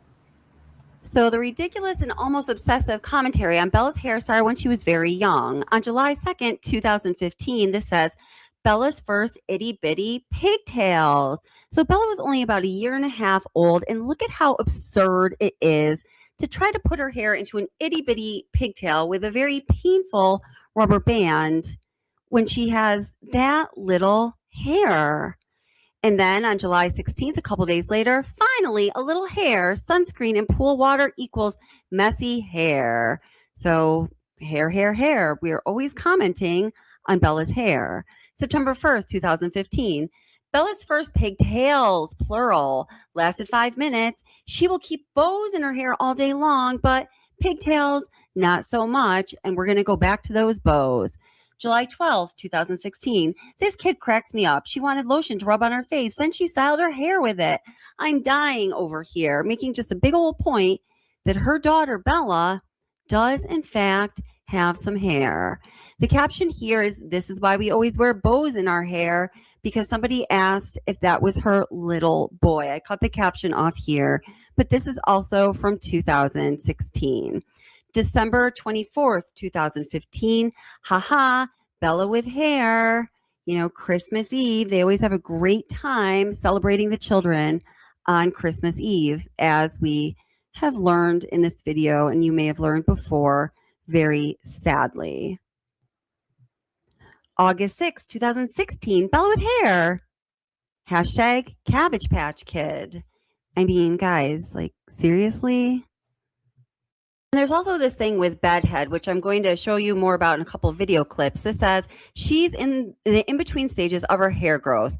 Hashtag bedhead, August 1st, 2016. So this doesn't stop in the 2017. It says, "Poor kid, I asked her why she puts her blanket on her head, and she said it's her long hair." So we're going from 2015, 2016, 2017. Constant commentary on Bella's hair or lack of hair. Bella just woke up for a nap, and Pop poured her and himself some gummy bears. You know, she's referring to the bedhead here, and that's January 11th, 2017. And this is also in 2017. She has some little pigtails in Bella's hair. Celeste has some successful pigtails, and she posts the two pictures. There's so much more. I'm going to have to actually continue this material in the part 3 for the Bella's Story series, but watch these video clips where Shanann is commenting on Bella's hair and Bella's reaction. You guys want to see this bedhead? That's some bedhead there. Say hi. Hi. She got some serious. I need that one. You can have this one. Roll. Careful, baby. So this is what happens when you are. Bella, say hi. Hi. Look at that hair. Honey. Hey guys. Say hi, Cece. Say hi, Bells. Hi, Bill. No, you gotta say hi. Hi. Look at your hair. So Bella saw my video earlier and she was like, I want to do that. So we went live, and I have my new tripod that just came in the mail. So I'm super excited to be using it hands-free. Hi. Look at your hair. So Bella saw all my video that Bella's been eating on you. You should have came over. So we went live. Say hi, Taylor. Hi, Taylor. Say I miss you. I miss you. When you coming to see me?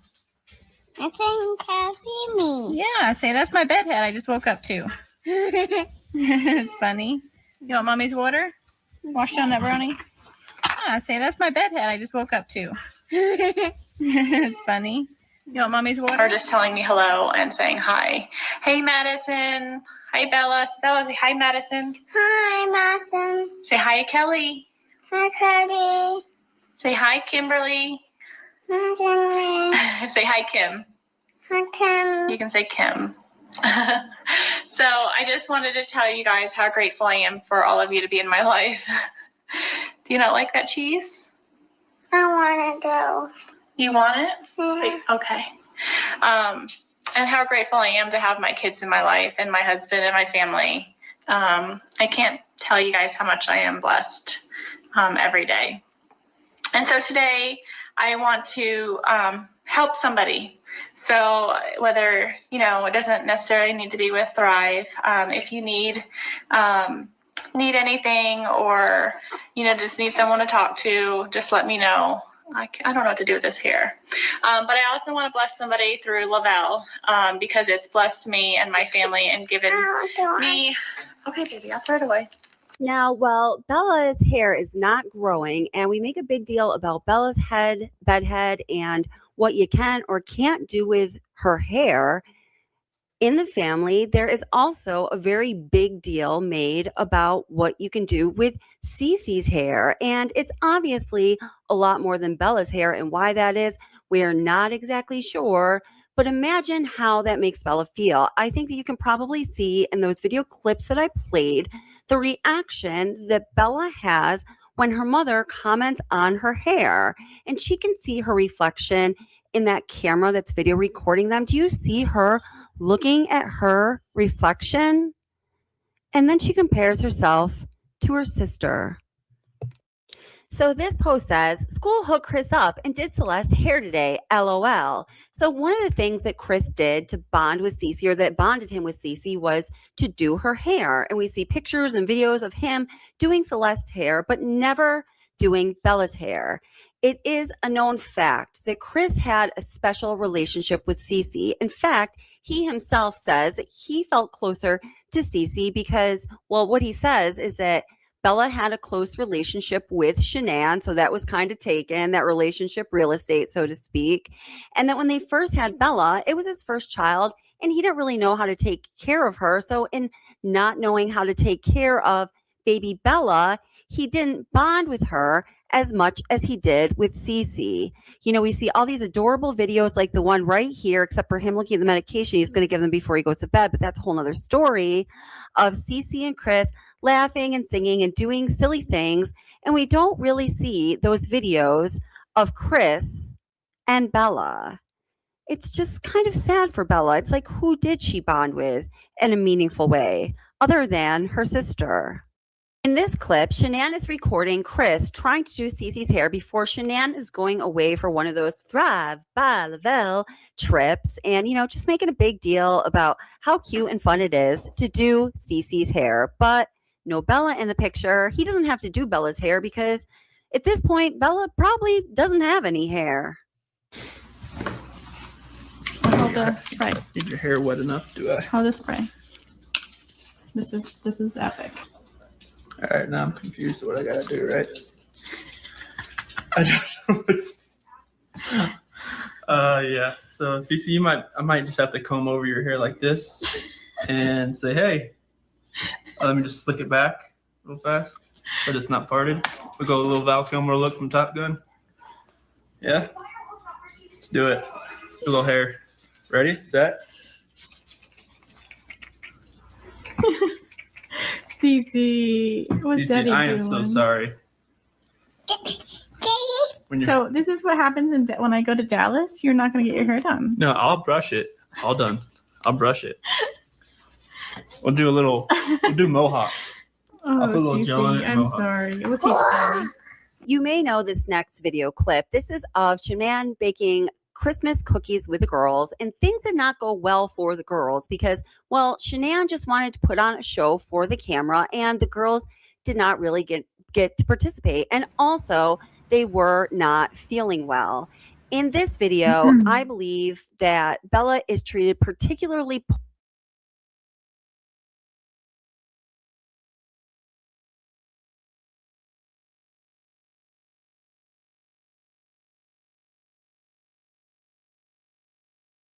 I'm sorry, I'm muted.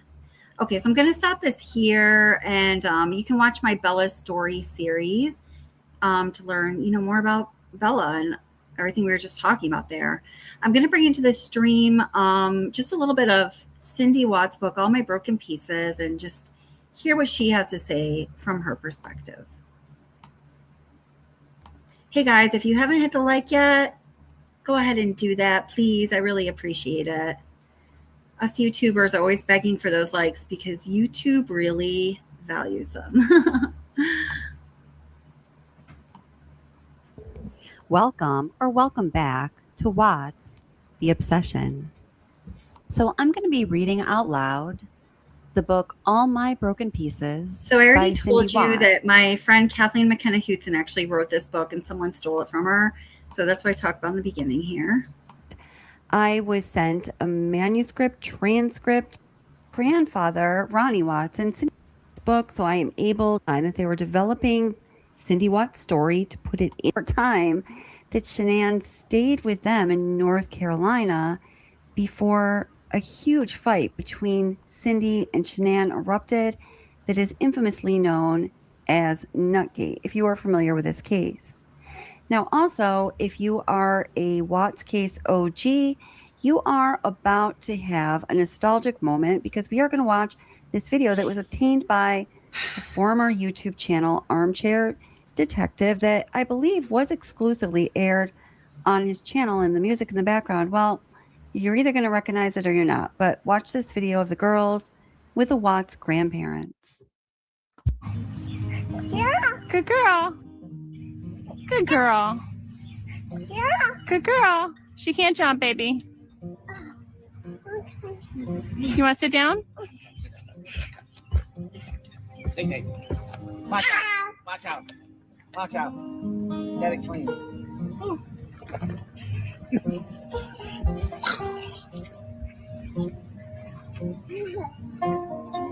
Good enough, girl.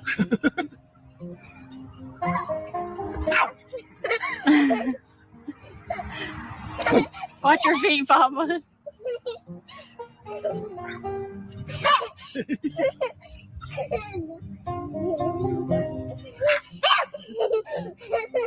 Good job, Belle. Good scaring her.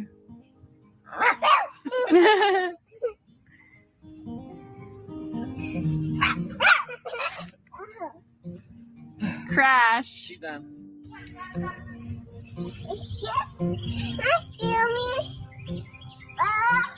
Scare her. She wants you to scare her. Oh.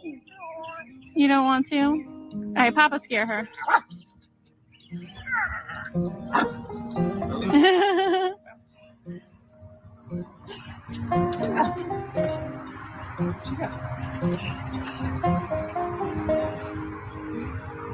Stop something.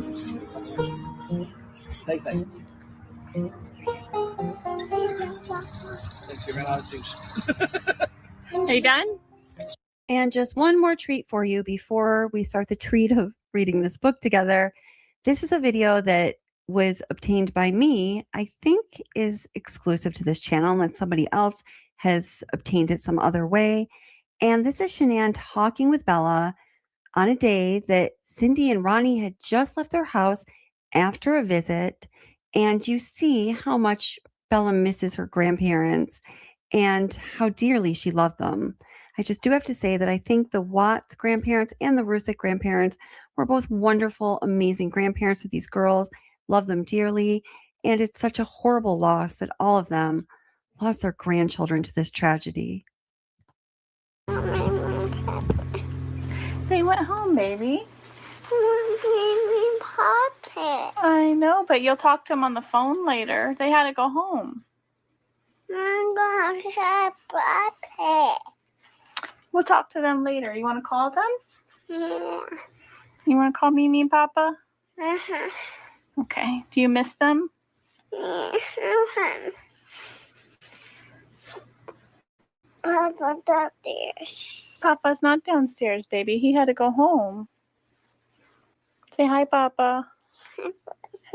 Say hi, Mimi.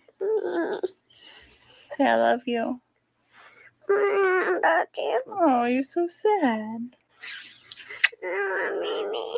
I know, baby. We'll go visit them next month, okay? You want to go visit them? Yeah. Okay. You miss them? Give them kisses. No. Let's go downstairs, see Cece. You want to go see Cece? Yeah. Okay. Say bye, Mimi and Papa. Without further ado, let's begin All My Broken Pieces. All My Broken Pieces by Cindy Watts. And Jamie Watts, you should know, is referred to as Sarah throughout this book. I don't think, even once, not when I was a little girl even, that I expected or wanted everyone in our country to know my name. Maybe every little girl dreams of being a princess and now an internet star, but they didn't have internet stars when I was a kid. And they don't have any princesses or stars at all where I always lived, except for those in the sky. If anyone had been interested or asked me 10 years ago what I wanted, I would have told them I already had it: a good marriage to a fine man and two wonderful children. By back then, I have to qualify and say that I mean back before my son married a woman that was wrong for him and began to lose himself. And we began to lose him as well. Our pain started then, and over the next 8 years, our lives tilted downhill and became sadder, more complicated, and filled with growing amounts of unwanted drama and fear until we finally ended up here at the bottom in a damaged, grieving heap, broken into pieces. Two of our granddaughters are dead. The young woman who was our daughter-in-law is dead, and her family is devastated as well. Our boy is in many ways as lost to us as though he were dead. Our family is in rubble, and the whole world seems to know our names and hate us. We just exist and try to breathe through permanently constricted throats, trying to find a way, any way at all, to go on living for what we have left, who we have left, including each other, and our new reality, which is simply moment by moment wreckage. I am not writing this book to ask for sympathy. I am writing it because there are always three sides to every story: hers, his, and the truth. Maybe I cannot know the truth any more than all the millions of strangers worldwide who seem to think that they do. But I know some things. I know our family. I know my son. Or maybe I don't, and I wish to gain understanding of him and his actions through this process. And to a degree, I know the story of the marriage that led us all here. I want to tell people about these things I know. As to what I hope will come of it, well, I don't hope for much anymore. But no matter what you think of me, of us, remember this: Chris is still my child. And if you have ever had and loved children, then you wish to hold them and comfort them when they are damaged. You wish to make it right. I can't make this right, and I may never hold my son again, never be able to comfort him. I can tell my story, though, or my truth, if you will, and hope for understanding. This is the story of us, before, during, and after the slide. It's the story of our son meeting and marrying Shanann and what occurred during their marriage. It's the story of our granddaughters as we knew them and of our son's life during those years and their aftermath. This is about us, a group of ordinary people as we actually are, and not as those who think they know us or might wish to be. Because if what they say of us were true, then something like this could never happen to you or someone you love, and that reassurance I can't give anyone anymore. As painful as the words of strangers are, those who know nothing of us but feel they do, I hold no grudges. I might have thought the same as they do before, when it wasn't us. Before, meaning before my family became one of those that people read about and shake their heads over and then immediately run to their laptops to say such things as, I guess I would have drowned him at birth. Or if that wasn't personal enough, they speculate about whether it was me or my husband, Ronnie, who is the psychopath and whose horrible parenting or genes, take your pick or choose both, has twisted up our boy so bad that he was always destined to grow up to become a, quote, family annihilator, end quote. The worst, of course, the very worst, and I think what truly drove this book is the people who have written that my beautiful young grandson is going to grow up to be another Chris. God help you to find more kindness for an innocent boy and maybe to find in these pages the answer that there aren't any real answers. I mean, as to how this tragedy happened or what could have stopped it, because you can't see that if we could have, we would have. Please, if nothing else, believe that. I'd like to thank you, the reader, for listening to my story and for giving me your time as I travel this road again. Chris was a really good kid. It's not just me who says so. Everyone who ever met and knew him said so too. He was very gentle and quiet and never caused us a single problem.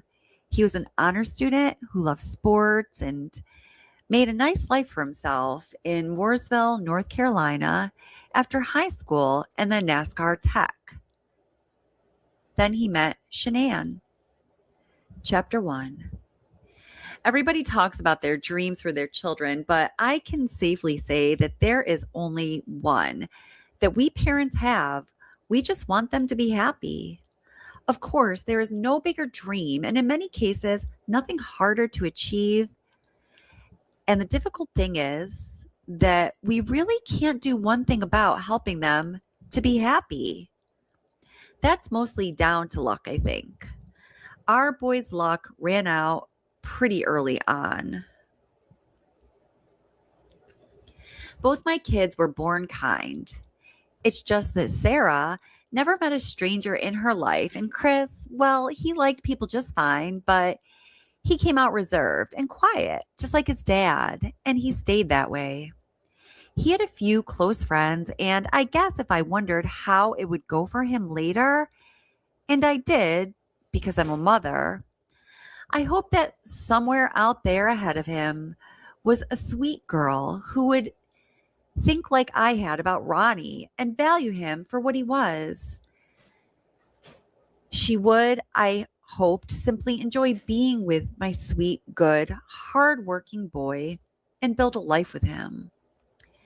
And what spare time Chris had, he continued his lifelong enjoyment of exercise and being outside and coming down to visit us and his sister and our new family member, Sarah's little boy, Wyatt. And of course, he took every opportunity to go see NASCAR with his dad. I was glad of that too. I love Ronnie, but those races are too loud for me, and I don't think I was missed. Those two loved hanging out together. Our family stayed close, and we saw a lot of Chris despite the 3-hour drive from Monroeville to Spring Lake.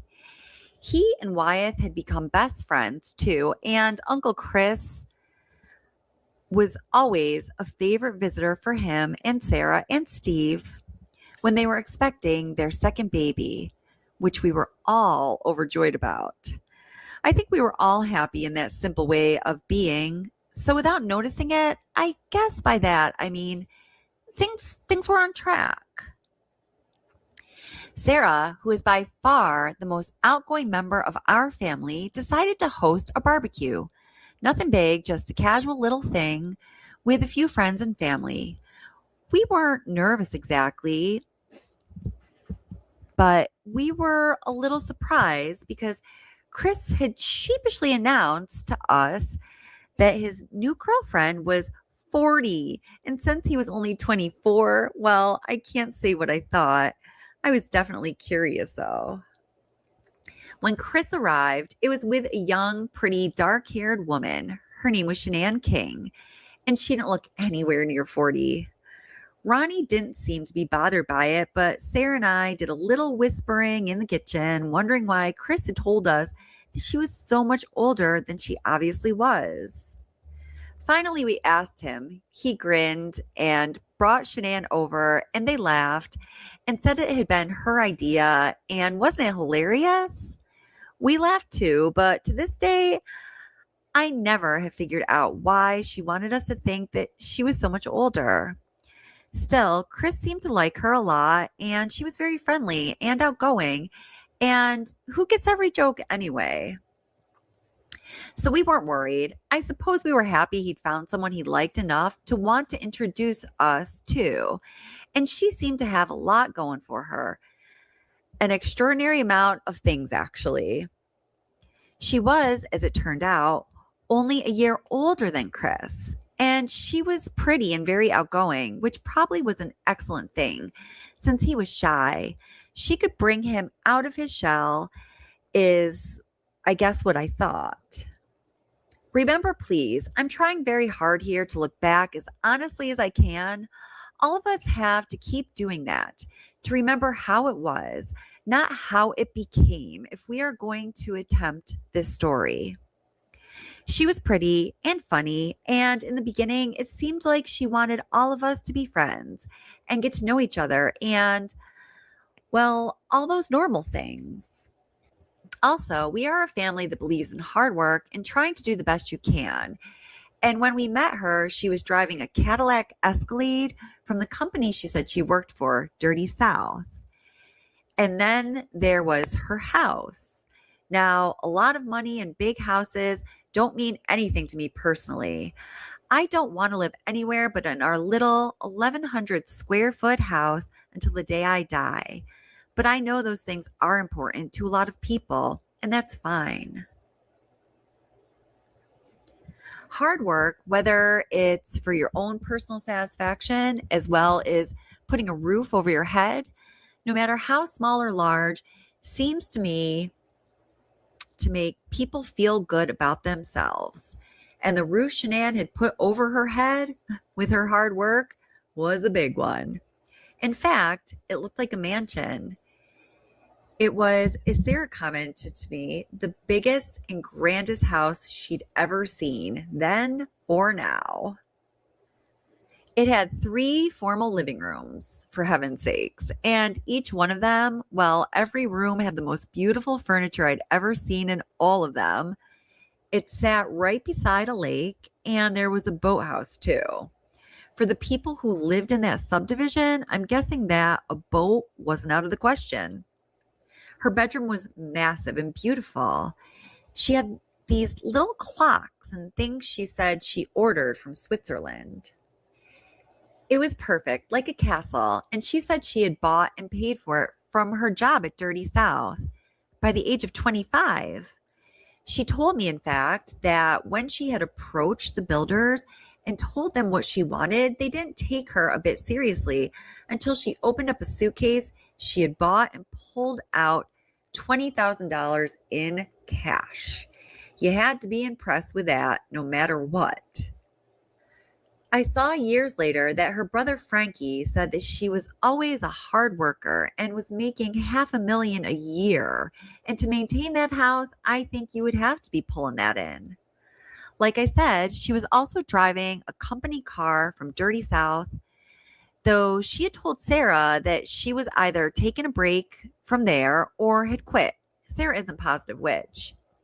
And that she was working as a nanny at the time instead. She also mentioned that she had worked at the Gap previously, so I don't have any idea how she was managing it all. She didn't come from any more wealth than Chris had, just a nice, ordinary people. And if she had won the lottery, which I could have believed, she didn't mention it, and she would have. Because right from the start, Shanann pretty much said everything she thought and told us a lot about her life. We heard right away about her lupus and the fibromyalgia and her migraines, the endometriosis and the celiac disease she brought up later. She told us she divorced a man who she had put through school and that he had been physically unattractive and that despite that, he had also cheated on her. She also told us she had recently been in a single car accident and had hurt her neck. She might have said she'd gone through the windshield too, but I can't be sure. She seemed to be healthy and happy all the times we saw her, so I suppose she was just a very strong person. At any rate, despite some of the confusion on how she had managed the house or where she worked, I think she just dazzled Chris. Sure, he was supporting himself and doing really well, especially for his age, but she was living in a house that cost nearly $500,000 and had furniture and art inside of it that was probably worth half that again. And her car was an Escalade after all.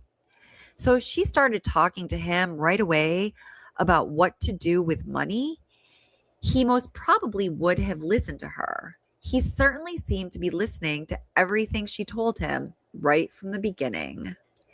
I don't think I worried about him much when he was little. He was such a good kid, and in high school, he played baseball and got straight A's, so I didn't have any reason to worry. But I did anyway, because he was so incredibly shy and quiet, and I didn't want him to be lonely or missing out on all the silly adventures that we parents complain about, but expect anyway, and then later shake our heads over and laugh. He was terribly serious at an age when most kids are not. Our daughter was so busy and overscheduled with friends and boyfriends and keeping the AT&T and business and pushing our rules that it was hard not to notice the difference between them as teenagers. Still, what more could I have reasonably wanted than a son who did all the right things and just seemed to enjoy going to see NASCAR races with his dad while maintaining high grades and playing sports?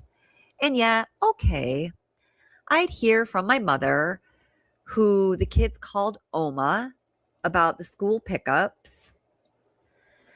I was working, so she would go and collect the kids for me after school. She'd drive up to get Chris first at his elementary school, and promptly out he would come, my sweet boy, ambling out the door, giving her his quiet smile and saying thank you as he got in the car to wait for his sister. Wait, they did too. Sarah was so popular that it could take her a good half hour or more after school to say goodbye to all of her friends that she wouldn't get a chance to talk to by phone for an hour or so. It used to drive my mom. With Sarah, I knew she'd have her pick, and right when she was ready, and she did, she went to college, fell in love with Steve, married him, and started her career and her living happily ever after in the usual small starter house.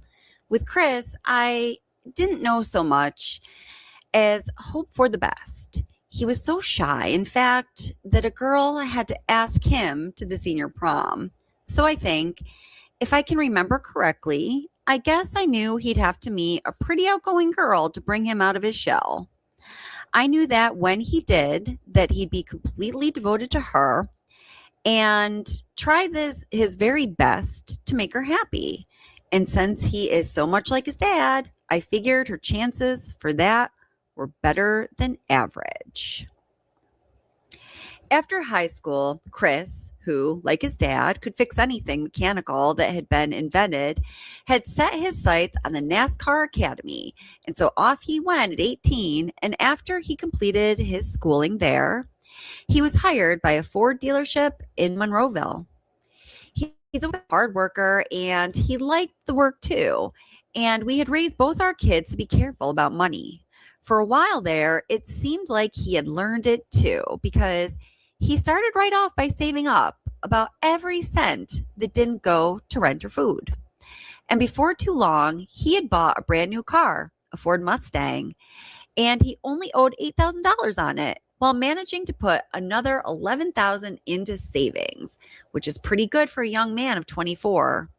Ronnie and I are careful people, so nothing about Chris's finances surprised us then.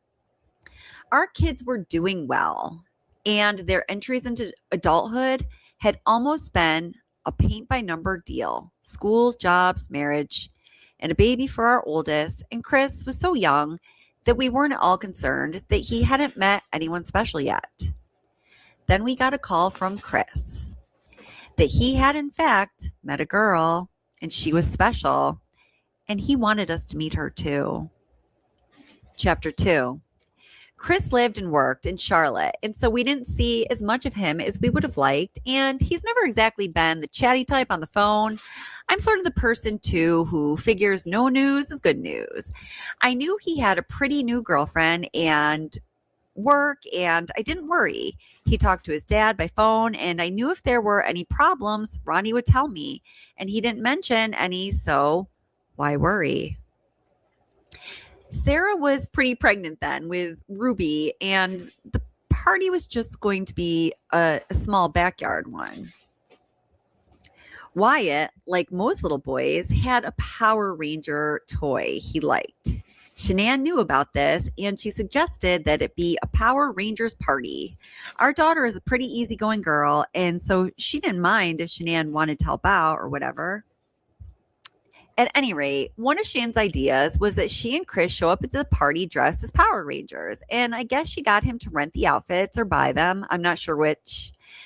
But when the day came, Chris had forgotten the helmets, bearing in mind that if it was a 3 or 4 hour drive from where he lived to Sarah's house, and that Wyatt was 3, and that all of us were just happy he could come.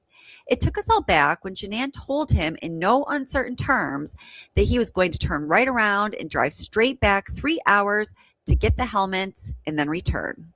A 6-hour trip, and obviously another 3 hours back home for a total of 12 hours on the road. And for what? We all asked him that. I just want to point out that language alert, Chris was a pussy whip bitch right from the beginning. Did you hear that story? Shanann made him drive 3 hours back and then 3 to where they came from, and then 3 hours back to the party to get their freaking Power Rangers helmets. And Chris was just like, okay, okay. Yeah, and somebody commented here, I want to highlight.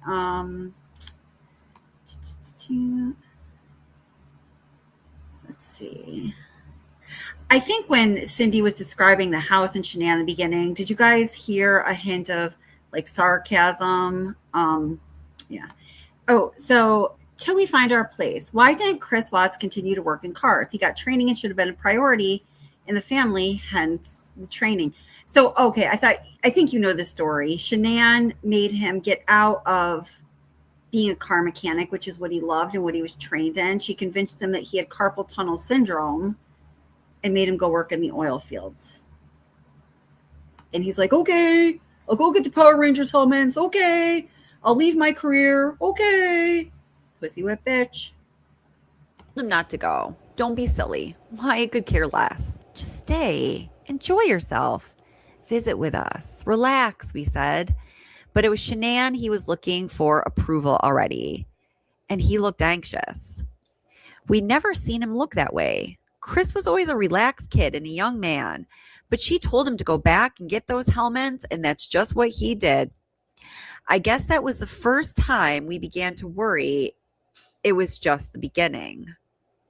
We met her parents when they came up and her brother, and they seemed like nice people.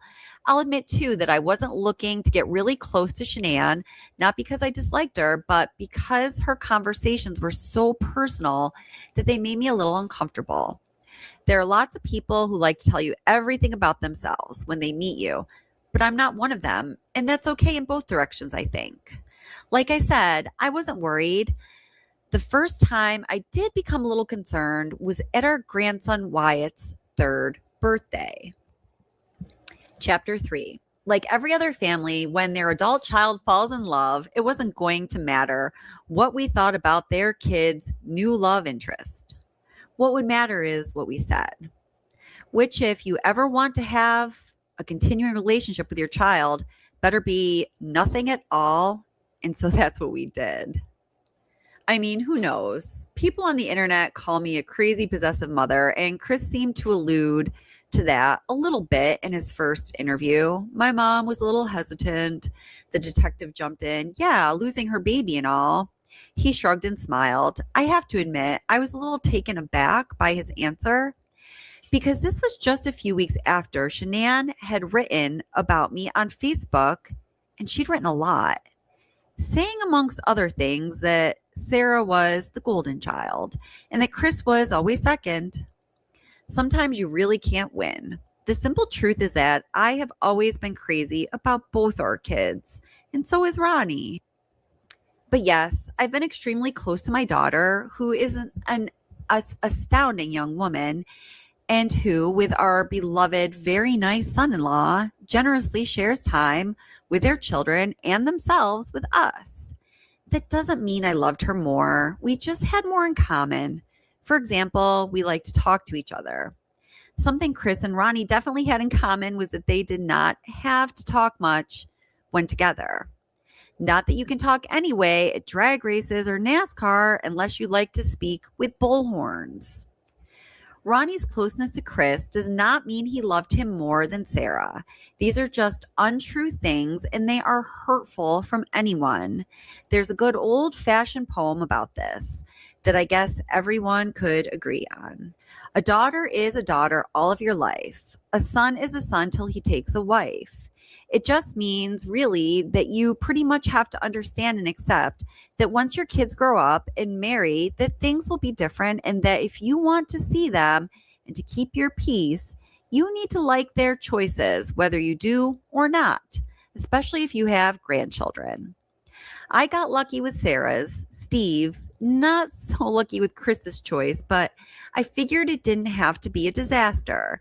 We could be polite and friendly, and if so, maybe Ronnie and I would get every other Christmas with them, and that's the best any parent can hope for, really.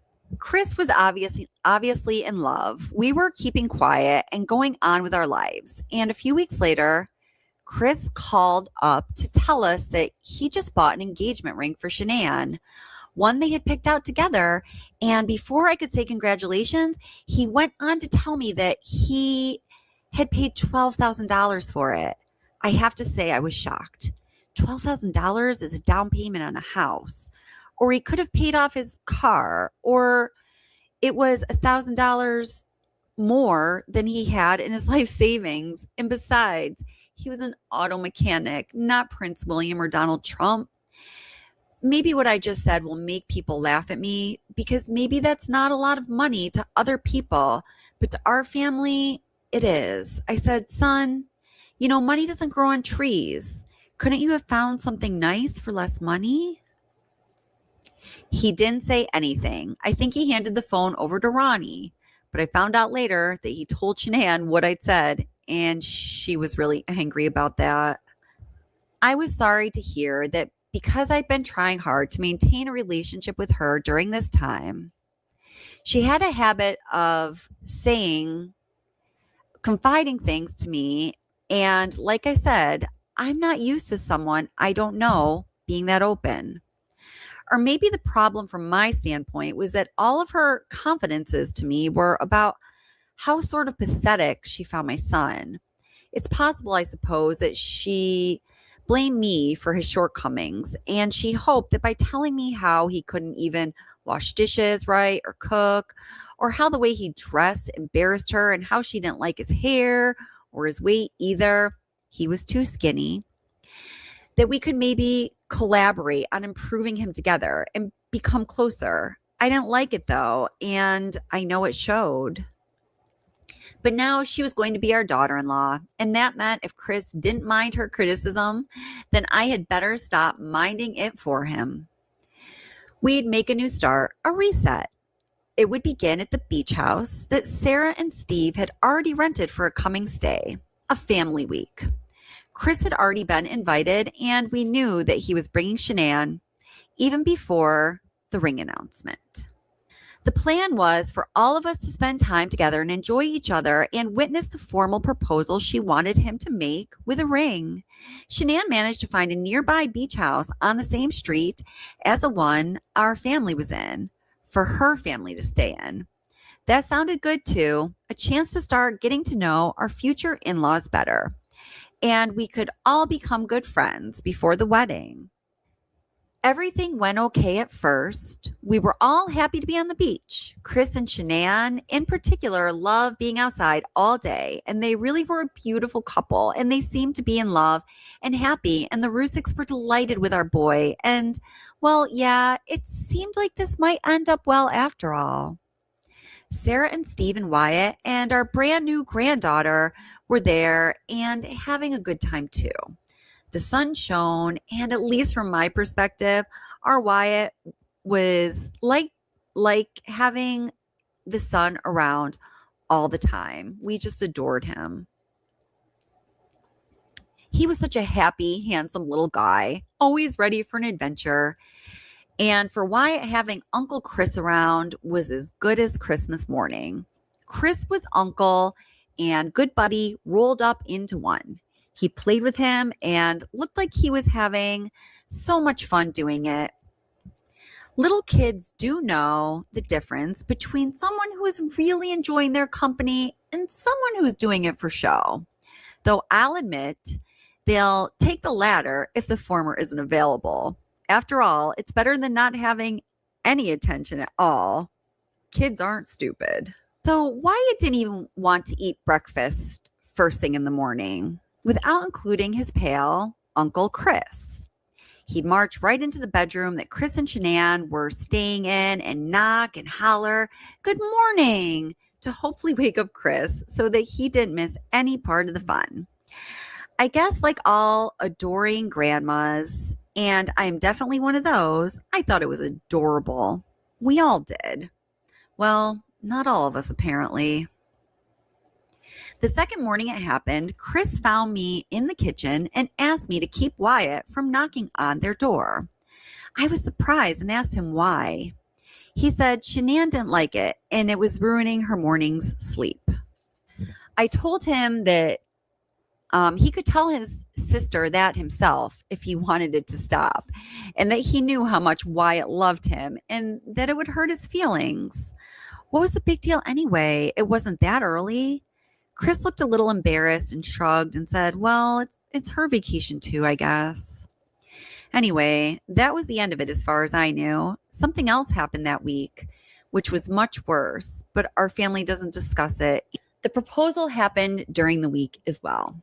Chris and Shanann went down to the beach with a photographer she'd hired, and Chris popped the question and she said yes. And then they posed for pictures and they later showed us. They were in their swimsuits and they looked young and beautiful and happy. Chris was still very slim and muscled then, and so was she. And everybody got a little choked up that there was going to be a wedding. And then we all went home.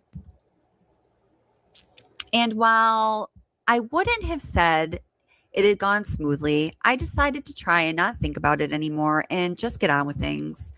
Then I received an email from Shanann that shocked me completely. The gist of it was that she wanted me to know that she did not like me one bit. She thought I was a bad influence and a bad mother to Chris. She said that she knew I did not like her either, and the less we saw of each other, the better. I never said an unkind word to her. I felt like I'd been over backwards to welcome her into our family, and I also thought wrongly, obviously, that I had hidden my doubts about her.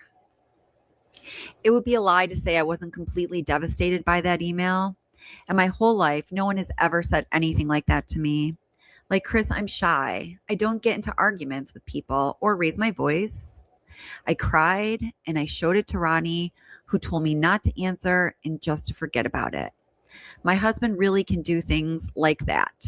I didn't take his advice. I wish I had now, because what does any of it matter anymore? It did then, though, and then is what I am having to remember right now. I wrote her back. I told her how badly she'd hurt my feelings. I told her that whether it looked like it or not, that I was trying. I told her that I didn't like the way she talked about my son or how she'd acted with my grandson, but that at least I was making an effort. Then I think I told her that I wouldn't have ever written an email like this if I hadn't gotten hers. And it all seems so stupid and petty now.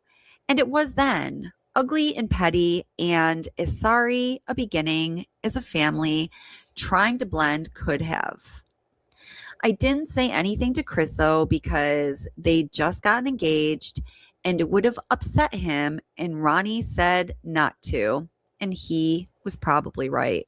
I don't know what I thought would happen, but what I wanted to happen was for it to go away and not to ever have her or anyone really be as mean to me as that again, or make me lose my temper as I had. I couldn't deal with things like this. And up until then, I never had to. So, having been hit and having responded to my shame, I decided to turn the other cheek and try harder. This, as it happens, was not a very good plan either. And that ends chapter 3 of All My Broken Pieces.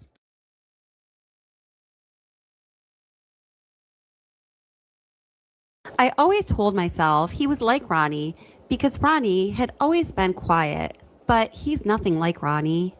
I don't know. I'd spend all day and night a year later still trying to find something, anything that I missed. And I must have, but I don't have any answers. We have grief. It will always be with us. I know grief. It walks with me. I know confusion and despair, but I don't think I know my son. I'm sorry. Now, this is a little part of a letter from Sandy Rusick. I know my son. Everything seemed fine. Our daughter never spoke about anything that she did, but she did speak to us about bankruptcy a lot. Debt with all of the medical bills. Now, this goes back to Cindy Watts narrating again. Sandra and Frank were way ahead of us then. Chris never told us about the bankruptcy at all. I found out later, after. And there wasn't much in the way of medical debt in 2015 when they declared bankruptcy, but there was $70,000 in unsecured debt, stuff they had bought. Somewhere in there, Chris had sold his Mustang to get cash for the Lexus down payment lease. By then, he had his work truck. When I look at the bankruptcy filing, so much money, and for what? Clothes, trips they couldn't have afforded. Sandy and Frank had to give them money for their passports. If they couldn't pay for that, what in the world did they go on any of those trips that were really just parties where they bought more overpriced clothing, this time Thrive stuff? It was crazy spending. Chris claims now he didn't know about their money situation. I say, really? 2 years later, they were right there again. And it's not too hard to figure out. He was making $60,000 a year. Their mortgage was $2,700, another $150 for the homeowners, $2,000 a month for daycare, $600 a month for car payments, not counting insurance. They were already in the negative before utilities and food. So why go on pricey trips and buy clothes and toys and get your nails done on Shanann's part? They treated money like monopoly cash. In 2 short years, they were underwater again, having learned nothing, and apparently neither had their banks. Because how anyone was so stupid to give those two credit is beyond me. Bella and Celeste back and forth to doctors, misdiagnosed for 2 years. I told Shanann that they had asthma and she needed to go find a doctor. She found a doctor one day. She went in to a PA, which is a physician's assistant. Now, this little part that I'm reading here is actually Sandy Rusick talking. In this book, there were excerpts of Sandy Rusick's letter to law enforcement that Cindy was responding to. And I got that like a little mixed up because remember, I only had this because I got a transcript of the manuscript, which wasn't formatted. So sorry about that. She diagnosed them with asthma. Finally, the girls were doing great. Other than earplugs, put in the girls and them being very allergic to tree nuts, which would have caused them death. It's true. Both girls suffered from failure to diagnose or to get the right diagnosis that people in their lives seemed to need for them. Neither of the girls ever displayed any asthmatic symptoms when I was there. And Chris admits now that You want yucky? the most he saw was Cece coughing sometimes when she ate too fast. Bella did not suffer from any allergies at all. Despite this, we were told that whatever Cece was allergic to, and sometimes that was chocolate, sometimes peanuts, and later tree nuts, Bella was not allowed to have any of those things either. Young to know all of this, that Chris or Shanann told her that if Cece ate coconut, she wouldn't wake up. I wish no one had done that. She was a very quiet, gentle, frightened little girl. And after the age of 2, she never looked healthy. And her hair wouldn't grow, and she was self-conscious about it. Talking about Bella, of course, now I know she had the added worry of her sister dying and on her little shoulders. And Mama Bear, Shanann called her. She wasn't a mama bear. She was a baby. But she was right to worry, I guess, because the sister did die. Didn't she? Chris killed her, killed them both. I don't think that they had any allergies at all. I don't think they should have been dosed up with Tylenol every single night of their lives. And here's another thing that haunts me. The last day of their lives, they went to a birthday party and there was cake and ice cream. And those babies had to stand and look at it, and none for them, not even on the last day of their lives. Celeste was born with her esophagus too small, and they went in 3 times to enlarge it. Steroids like crazy to help her breathe for 1.5 or longer years. And until they were diagnosed with asthma, and then Shanann with her neck surgery, which was out of pocket. It was $25,000 they owed. So that's where so much of the debt was. Sandy must be referring to the second go around of debt here, because Shanann's neck surgery was after that bankruptcy. It was elective and so costly, as were most of the tests on the girls. If Cece was born with anything wrong with her, it sure never showed. She was the healthiest, most active, and happiest little girl. I hate that she went through all of those procedures and all of those drugs from birth. Both girls were left to cry it out.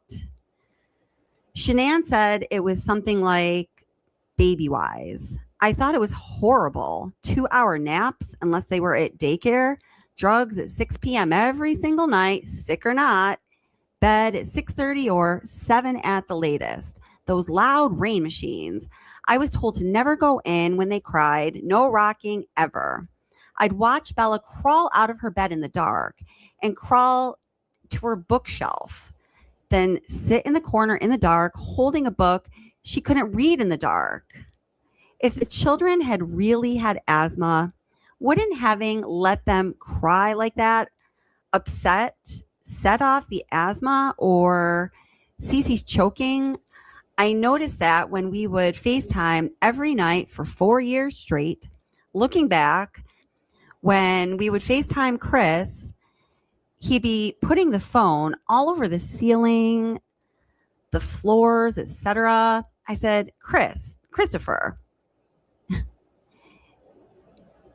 what are you doing? And then he would FaceTime normally. Before Shanann came to North Carolina, Celeste had a rash on her private area, and she went to go get a face cloth and some cream.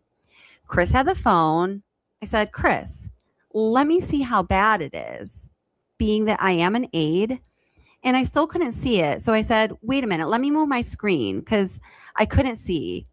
So he put it right on her private parts. Oh, I was mad. All I can say to this is that they were very strange.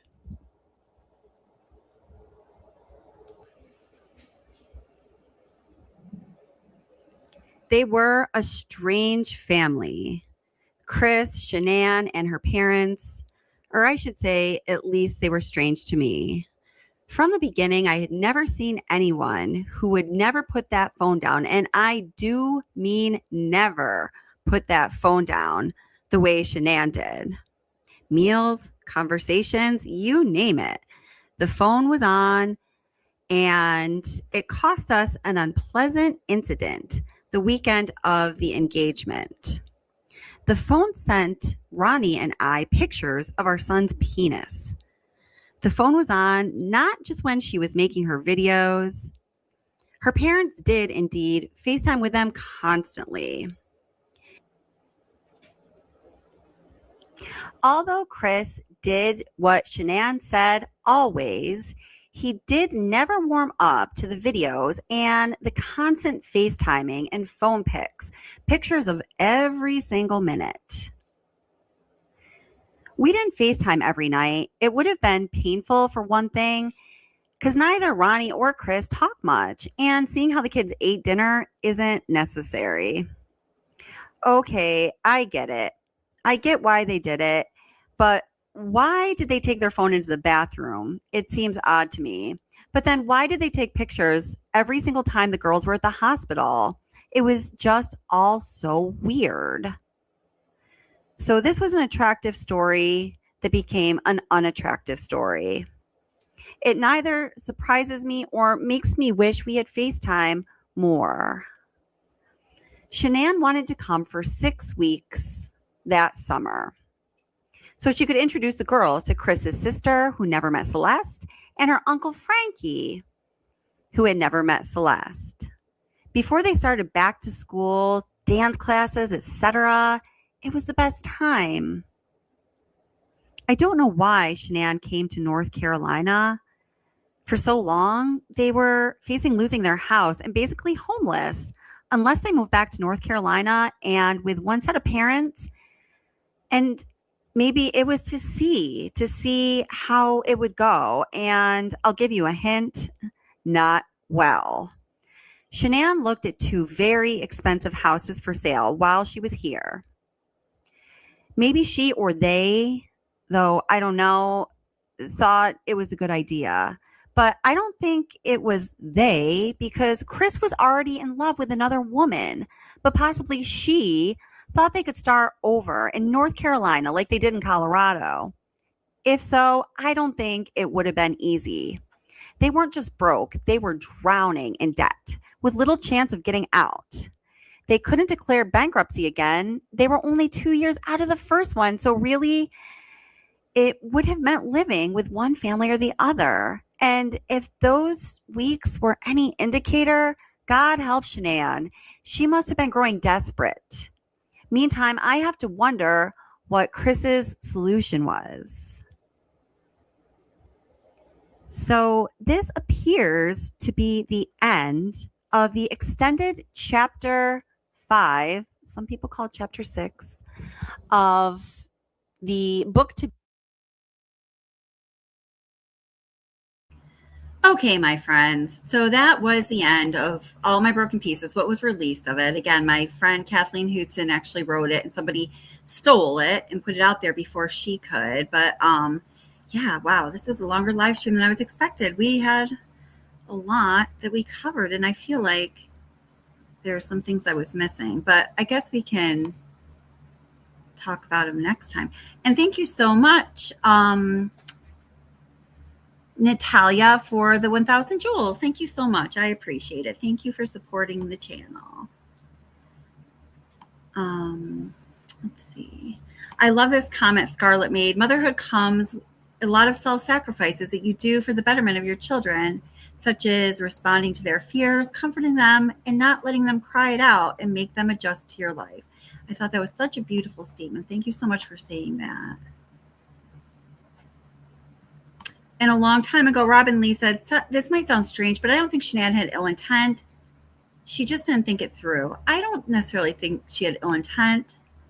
I think she just really did for herself and, didn't learn to do for others. like she probably would have eventually had she been allowed to live out her God-given life. Yeah. So, yeah, they were in daycare. That's right.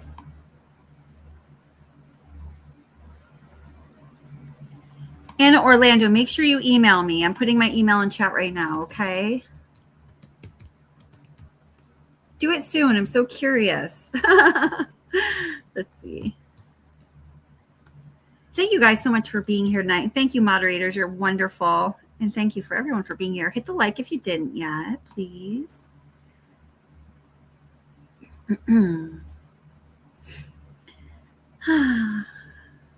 Okay. All right, guys. Well, it is getting really late and I'm tired. I don't have much to say. I think we said a lot. So I'm going to start wrapping up. I'll play something for a little outro so you guys can, say your goodbyes and wrap up your conversations. No, thank you. And thank you, Robin. And why would they an expensive daycare? Yeah, that's a really good question, right? It's a really good question. Cindy's right what she said about the money. Yeah, I think she's spot on for sure. Yeah. All right, let me find you something to play for the outro. What do I have here? I don't know. Yeah.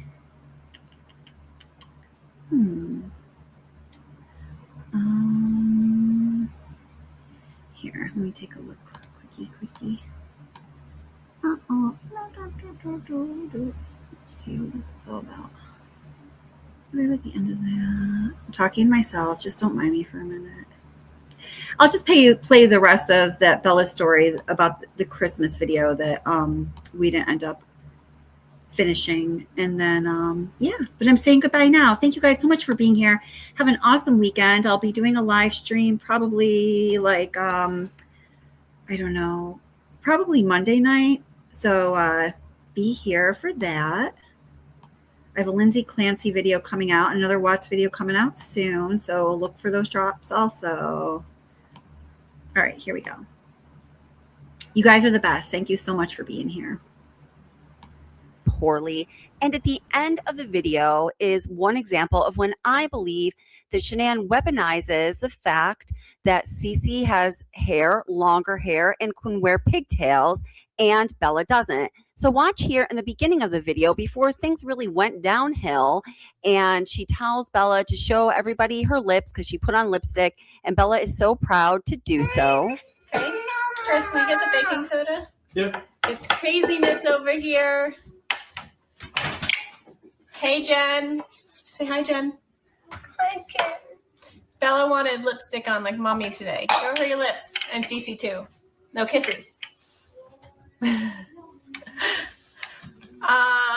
Right now we're making chocolate chip cookies. We're going to make sugar cookies, Italian cookies. Now watch here how Bella is still watching herself in the image on the phone that is recording them, and she's very aware of what she is doing and what the people who are watching are seeing. So as this video continues on, and it's in double time right now, a series of things go wrong. The girls keep trying to be part of the cooking making process, and every time they start to play with something or feel like they're a part of the process, or sometimes even before, Shanann takes all of the material away. This clearly left the girls feeling extremely defeated. There's a few times where, Bella started to cry and she was able to regroup and kind of get herself together and continue on. But nevertheless, both of the girls are really struggling here, more so Bella. Cece seems to be making a time of it on some occasions.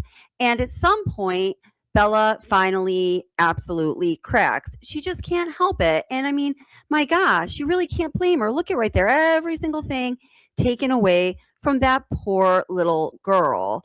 When she does finally start to crack, Chris reminds her that she's on camera. And then what happens next when Bella just starts to hysterically cry really just breaks my heart. I want you to watch what she does with her hands on her face. She's trying to push her mouth into a smile, because I believe at this point in her young life, she has learned that when the camera is recording, what you are supposed to do is put on a smile. When you do, mommy is happy with you, mommy rewards you. And when you do not, especially if you're Bella, mommy is very upset. And I imagine there's probably hell to pay. Okay, we're not putting that in there yet. Not yet. Wait, Cece. Wait. Okay, give me. Give me for a second. Say, oh yeah. Bella, no whining. Hey, look, everybody's watching. Look, they're watching you. Say hi.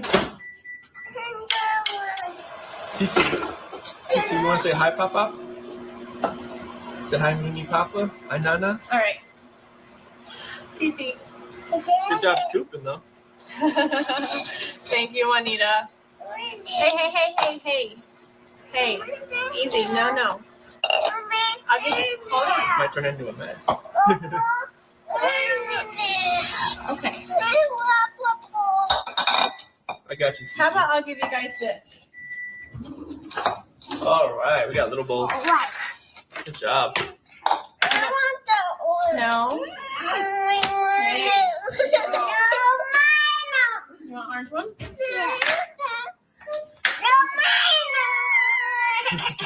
Girls. Oh, Cece, Girls. Bella. You want chocolate? No chocolate? If you want chocolate, you just get this bowl. You want this one? Bigger one? A tear as Bella uses her hands to try to push her mouth into a smile. This is the morning. This is why I love that I thrive. You want blue? I have another blue one. That's Look even at that. dark blue. All right, then no chocolates for you. All right, guys. First, we have the no chocolates for you. Shanann takes away Bella's chocolate chips. And if you're somebody that is familiar with this family dynamic and is watching these videos, you know that Bella loves her chocolate chips. Okay. We love you guys. Hannah, oh my goodness. Literally, I am glad I thrive because I can handle it. Okay. Like, you ate it all? Oh, you don't want them? Okay. You don't have to have chocolate. I thought it'd make them happy, but I guess it doesn't. Say bye. Bye. Show me your pigtail, Cece. Show me your hair. Cece was a good girl. She said bye to the camera on cue. Bye, And guys. show me your pigtails, Cece. But wait, what about Bella?